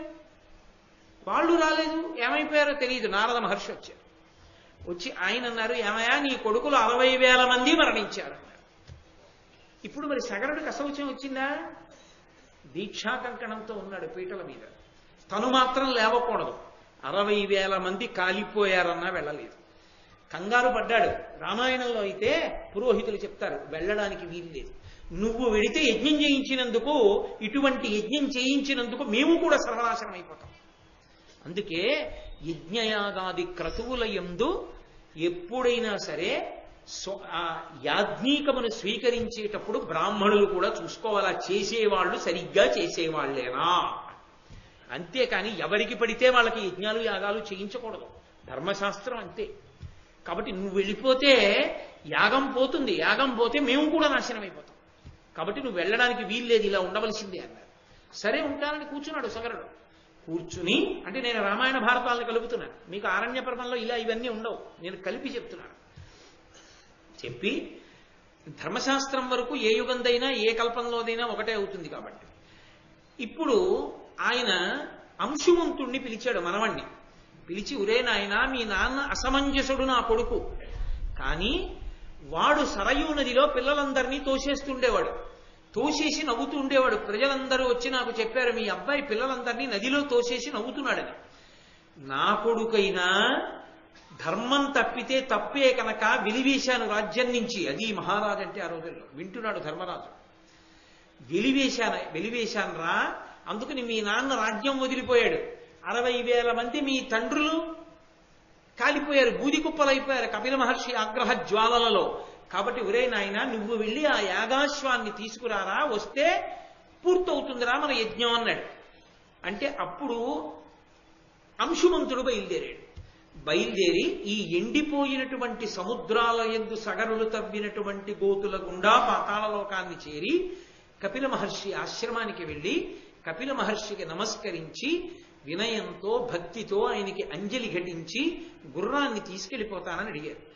చాలా సంతోషించి, ఒరే నాయన నీ వంశంలో పుట్టినటువంటి వాడు సాగరములు నిండడానికి కారణమవుతాడు, మళ్ళీ నువ్వు ఈ యజ్ఞం పూర్తవడానికి కారణం అవుతావు, కాబట్టి తీసుకువెళ్ళు అన్నారు. అప్పుడు ఆ గుర్రాన్ని తీసుకుని మళ్ళీ ఆ అంశుమంతుడు సగరుడు యజ్ఞం చేస్తున్న ప్రదేశానికి వచ్చి యజ్ఞాన్ని పూర్తి చేయించాడు. పీటల మించి పైకి లేచినటువంటి సగర చక్రవర్తి చాలా సంతోషించి ఈ ఎండిపోయినటువంటి సముద్రం ఏదుందో దాని అధిష్టానమైనటువంటి సగరుణ్ణి దత్తత తీసుకున్నాడు తన కొడుగ్గా. అందుకని సముద్రములు సాగరములు అని పేరు పొంది. సగర చక్రవర్తి దత్తత తీసుకున్నాడు కాబట్టి సముద్రాల్ని సాగరములయ్యాయి భారతం ప్రకారం. కాబట్టి అవి సాగరములైతే ఆ తర్వాత సగర చక్రవర్తి వెళ్ళిపోయాడు, అంశుమంతుడు వెళ్ళిపోయాడు, దిలీపుడు వెళ్ళిపోయాడు. దిలీపుడు కొడుకు భగీరథుడు రాజ్యానికి వచ్చాడు. ఈ వెళ్ళిపోయిన వాళ్ళందరూ అంటే రాజ్యం చేసి పట్టాభిషేకం చేసుకుని ప్రజల్ని పరిపాలించి కొన్ని వేల సంవత్సరాలుండి వానప్రస్థానికి వెళ్ళి భార్యతో తపస్సు చేసుకుని శరీరాన్ని విడిచిపెట్టి ఉన్నత లోకాలకు వెళ్ళిపోయినటువంటి వాళ్ళందరూ బాధపడేవారు. అయ్యో నాకు సంబంధించినటువంటి పూర్వీకులు పితృదేవతలు బూది కుప్పలై పడిపోయారు 60,000 మంది. ఈ 60,000 మందిని మేము ఉద్ధరించలేకపోయాం. ఎలా? వాళ్ళని ఉద్ధరించేటటువంటి అవకాశం ఏమైనా ఉందా అనుకునేవారు. ఏమీ చెయ్యలేక వెళ్ళిపోయారు. భగీరథుడి యొక్క కాలం వచ్చింది. భగీరథుడు ఎలాగైనా సరే గంగని తీసుకొస్తే తప్ప తన వంశంలో ఇతపూర్వం శరీరం విడిచిపెట్టినటువంటి వాళ్ళు ఉన్నతగతులు పొందరని ఆయన తపస్సు మొదలుపెట్టాడు. వాళ్ళకి ఈయన అందించినటువంటి నీరు వెళ్ళదు. లోకంలో దానికి ఒక ప్రత్యేకమైనటువంటి ధర్మశాస్త్రం. ఎందుకని అంటే అందరికీ ఇచ్చినట్టుగానే ఈ సగరులకు కూడా జలతర్పణం చేస్తే నీళ్లు అందవా అంటే అందవు. ఉగ్రభూతముల చేత చెనకబడిన, బ్రాహ్మణ శాపం చేత హతులైన, విష సర్పముల చేత కరవబడి మరణించిన ఈ భూలోకంలో ఉన్నటువంటి జలములతో తర్పణం చేస్తే వాళ్ళకి అందక వాళ్ళు దాహంతో కొట్టుకుంటూ ఉగ్రభూతాలై తిరుగుతూ ఉంటారు. వాళ్ళు ఉద్ధరింపబడాలి అంటే మళ్ళీ వాళ్ళ కోసం ప్రత్యేకమైనటువంటి దివిలో ఉన్న జలములు కావాలి. అందుకని గంగావతరణం అవసరమైంది. ఆయనకి ఏం పోయింది? ఎప్పుడో పోయారు వాళ్ళు. మనకెందుకు లేరానికి వచ్చిన రాజ్య పరిపాలన చేసుకోవచ్చు. అరే, మా వంశంలో పుట్టిన వాళ్ళు ఇన్ని తరాలు దాటిపోతున్నాయి, వాళ్ళకి జలతర్పణ చేసిన వాడు లేడు, వాళ్ళకి నీళ్లు లేవు, వాళ్ళు ఉన్నతగతులు పొందలేదు, అలా తిరుగుతున్నారు దాహంతో. వాళ్ళ కోసం ఇప్పుడు దివిజగంగా కిందకి రావాలి. అందుకోసం మొదలుపెట్టాడు. అంటే పూర్వీకుల కోసం, తాతల కోసం, ముత్తాతల కోసం ఎంత పరితపించేవారో, శ్రాద్ధ కర్మకి ఎంత విలువ ఉన్నదో, తాను బతకడం కాదు, తన ముందు శరీరాన్ని విడిచిపెట్టినటువంటి పెద్దల మీద గౌరవాన్ని ఎంత నిలబెట్టుకునేవారో చెప్తున్నాడు రోమశ మహర్షి. వింటున్నాడు ధర్మరాజు గారు. అబ్బా, ఇదనమాట గౌరవం అంటే, ఇదనమాట బ్రతుక్కి తాత్పర్యం అంటే. కాబట్టి ఇప్పుడు ఆయన గంగమ్మ గురించి తపస్సు మొదలుపెట్టాడు. సతత కృతోపవాసముల శాఖ ఫలోదకమూల పారణ వ్రతముల దేవ పూజల నపాల జపంబుల చేసి నిష్టతో అతుల తపంబు చేస నమరాపక నుర్వికి తెచ్చు వెట్కతో ధృతియుతుడై దిలీపకుల దీపుడు దివ్య సహస్రవర్షముల్. దివ్యమైనటువంటి సంవత్సరములు కొన్ని వేల పాటు అపారమైనటువంటి తపస్సు చేస్తూ, కొన్నిసార్లు కేవలము ఆకులు తింటూ, కొన్నిసార్లు కాయలు తింటూ, కొన్నిసారి పళ్ళు తింటూ, కొన్ని వ్రతాలు చేస్తూ, పూజలు చేస్తూ, అపారమైన నిష్టతో కొన్ని వేల దివ్య సంవత్సరములు తపస్సు చేస్తే గంగమ్మ ప్రత్యక్షమైంది. దివిజ గంగ. అప్పటికి భూమండలంలో గంగ లేదు. ఆమె ప్రత్యక్షమై అడిగింది భగీరథుణ్ణి, ఏం కావాలని అడిగింది. మా వంశంలో పూర్వీకులు అదిగో అలా పడున్నారు బూది కుప్పలుగా, నువ్వు వచ్చి వాళ్ళందరినీ తరింప చెయ్యాలి, అందుకని నువ్వు గంగా అవతరణం జరగాలి, పాతాళలోకానికి రా అన్నాడు. అంటే ఆవిడంది, నేను ఆకాశంలోంచి వడులతో సుడులతో ప్రవాహంతో పడిపోతే ఈ భూమి అంతా కూడా స్వరూపాన్ని కోల్పోతుంది, తట్టుకోలేదు. అందుకని నన్ను భరించగలిగిన వాడు ఒకడు ఉండాలి మధ్యలో. నన్ను భరించగలిగిన వాడు పరమశివుడు ఒక్కడే. కాబట్టి నువ్వు పరమశివుణ్ణి వేడుకో, ఆయన వచ్చి నించుంటానంటే గంగావతరణం జరుగుతుంది అన్నాడు. అంటే మళ్ళీ భగీరథుడు వెళ్ళి పరమశివుడి గురించి తపస్సు చేసి ఆయన్ని వేడుకున్నాడు. అంగీకరించాడు పరమశివుడు. వచ్చి ఆయన హిమవత్ పర్వత ప్రాంతమునందు నించున్నాడు. ఇలకున్ గంగ తరంగ సంగతులతో నీతించే ఆశాంతరంబులు ఆకాశము కప్పుచుందగ మహాభూత ప్రపంచంబుతో చెలువైయుండగదాని ఈశ్వరుడు దాల్చన్ సంగతోత్తుంగ పింగళ జూటాగ్రమునందు పద్మదళ సంకాశంబుగా లీలతో. అరుణ జటేశ్వరుడు అన్న పేరు ఈ పద్యంలోంచి వచ్చింది. ఆయన హిమావత్ పర్వత ప్రాంతం మీద నించుని పెద్ద జటాజూటాన్ని విప్పి నించుంటే ఆ మొసళ్లతో, పాములతో, ఎండ్రకాయలతో, చేపలతో గంగమ్మ ఆకాశం నుంచి తెల్లటి తామర పూల పరంపర పడినట్టుగా పడుతుంటే దాన్ని పరమశివుడు పట్టాడు. ఆ పరమశివుని శరీరానికి తగిలి ఆయన యొక్క జటాజూటం ఎర్రగా కనపడుతుంటే అక్కడి నుంచి ఆయన ఒంటినంతటిని తడుపుతూ కింద పడి గంగా ప్రవాహం భగీరథుడి వెంట బయలుదేరి పాతాళలోకానికి చేరి, ఆ పాతాళలోకంలో ఉన్నటువంటి సగర చక్రవర్తి యొక్క కుమారులైన 60,000 మంది సగరుల యొక్క శరీరములు కాలిపోయినప్పుడు ఏర్పడినటువంటి బూది కుప్పల నుంచి ప్రవహిస్తూ వెళ్లిన కారణం చేత సగరులకు జలతర్పణం లభించి వాళ్ళు ఉన్నత లోకాల్ని పొందారు. భగీరథుడి వెంట గంగ వచ్చింది కాబట్టి భాగీరథి అని భూలోకంలో పిలువబడింది. ఈ వచ్చినటువంటి గంగా ప్రవాహాన్నంతటినీ కూడా పరమేశ్వరుడు నిర్ణయం చేశాడు బ్రహ్మగారు. ఈ గంగా ప్రవాహం అంతా కూడా చిట్ట చివరికి వెళ్ళిపోయి ఎక్కడ గోతులు తవ్వితే, ఎక్కడ సాగరముల యందు అగస్త్య మహర్షి వెళ్లి నీళ్లు తాగేస్తే నీళ్లు ఇంకిపోయాయో అక్కడికి వెళ్లి గంగాజలములన్నీ పడిపోవాలి. ఈ గంగా నదీ జలములతో పాటు ఇతర నదీ జలములన్నీ కూడా సాగరమునందు కలిసిపోతాయి. ఈ నదీ జలములన్నీ సాగరంలో పడిపోతే మళ్ళీ సాగరములు నీటితో నిండిపోతాయన్నాడు. అందుకని భగీరథుడి కారణంగా వచ్చినటువంటి గంగ యొక్క జలములు చిట్ట చివరికి సాగరాన్ని చేరుకున్నాయి. చేరుకున్న కారణము చేత సాగరము మళ్ళీ నీటితో నిండిపోయింది. సాగరులకు సద్గతిగా సాగరమున కట్లు సలిల సంపూర్ణముగా భూగతయై భాగీరథి భాగీరథ కీర్తి భువన పంక్తుల నించెన్. ఆ విధంగా భగీరథుడి వెనక వచ్చినటువంటి ఆ గంగ ప్రవహించి ప్రవహించి ప్రవహించి వెళ్ళి చిట్ట చివరికి ఆ సాగరమునందు చేరిపోతే ఆ సముద్రములు నిండిపోయిన దగ్గర మళ్ళీ కథ పూర్ణమై యథాస్థితికి చేరుకుంది. దానితో కాలకేయాదుల యొక్క వధ పూర్తయింది, సముద్రములు నిండడం పూర్తయింది. ఇంత కథ నడవడానికి కారణం అదిగో అగస్త్య మహర్షయ, ఆయన వలన ఇంత పెద్ద కథ నడిచింది. అంతటి మహానుభావుడయ్య అగస్త్యుడంటే అదిగో అగస్త్యుడు నివసించినటువంటి ఆశ్రమం. వెళ్ళి అక్కడ కూర్చుని చక్కగా ఆచమనం చేసి కాసేపు జపం చేసుకుని సాత్వికాహారం తీసుకో. అటువంటి మహానుభావుడు తిరుగాడిన ఆశ్రమ ప్రాంగణంలో తిరగడం కూడా జీవితానికి అద్భుతమైనటువంటి ఉన్నతి. కాబట్టి నువ్వు అక్కడికి వెళ్ళవలసింది అని ధర్మరాజు గారికి చెప్తే పరమ సంతోషంగా ధర్మరాజు గారు అగస్త్యాశ్రమ సందర్శనాన్ని చేశారు. అయితే మీ అందరికీ ఇందులో ఒక పెద్ద అనుమానం. శ్రీరామాయణంలో ఉన్నటువంటి గంగావతరణానికి మహాభారతంలో చెప్పినటువంటి గంగావతరణానికి భేదం వచ్చింది కదా, ఇలా తేడా ఎందుకు వచ్చింది అని. ఇదే కాదు, భారతంలో రామాయణ కథ కూడా వస్తుంది. రామాయణ కథలో కూడా తేడా వస్తుంది. ఎందుకు వస్తుంది అంటే లక్ష్మణుడు కుంభకర్ణుణ్ణి చంపాడు అని ఉంటుంది, రాముడు రావణాసురుణ్ణి చంపాడు, లక్ష్మణుడు కుంభకర్ణుణ్ణి చంపాడు అని ఉంటుంది. రామాయణంలో రావణ కుంభకర్ణుడు ఇద్దరిని రాముడే చంపాడు. భారతంలో కుంభకర్ణుణ్ణి లక్ష్మణుడు చంపాడు, రావణాసురుణ్ణి రాముడు చంపాడు. అదేమిటండి, వ్యాసుల వారు వ్రాసింది నిజమా, వాల్మీకి వ్రాసింది నిజమా? వ్యాసుడికి వాల్మీకి ఎందుకు వచ్చింది ఈ తేడా అని ఒక పెద్ద అనుమానం ఒకటి ఉంటుంది సహజంగా భారతం చదివేటప్పుడు. అంటే మీకు ఉండదు, ఎందుకంటే మీరందరూ ప్రాజ్ఞులు, బాగా ఈ విషయాన్ని పరిశీలన చేసిన వారు కాబట్టి. కానీ ఏదో ఆర్తితో నేను ఒక మాట మీతో అనడం అంతే.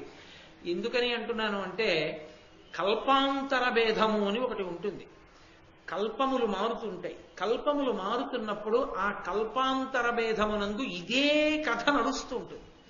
నడుస్తున్నప్పుడు అదే పేర్లతో రాజులు వాళ్ళు వస్తుంటారు, ఇదే స్థాయిలో నడుస్తుంటాయి ఘట్టాలు. నడుస్తున్నప్పుడు వధా ప్రక్రియ మారుతుంటుంది, పేర్లు మారుతుంటాయి. కొన్ని పేర్లు అలా ఉండిపోతాయి, కొన్ని పేర్లు మారిపోతుంటాయి. అంటే కథాక్రమంలో పేర్లు మారుతున్నాయంటే అప్పుడు జరిగిన విశేషం కూడా వేరే తప్ప కేవలం పేర్లు ఒకటి మార్చి వాళ్ళనే అలా ఉంచారని కాదు. ఇదే విషయం జరిగింది, కానీ అక్కడ జరిగింది వేరు, ఇక్కడ జరిగింది వేరు.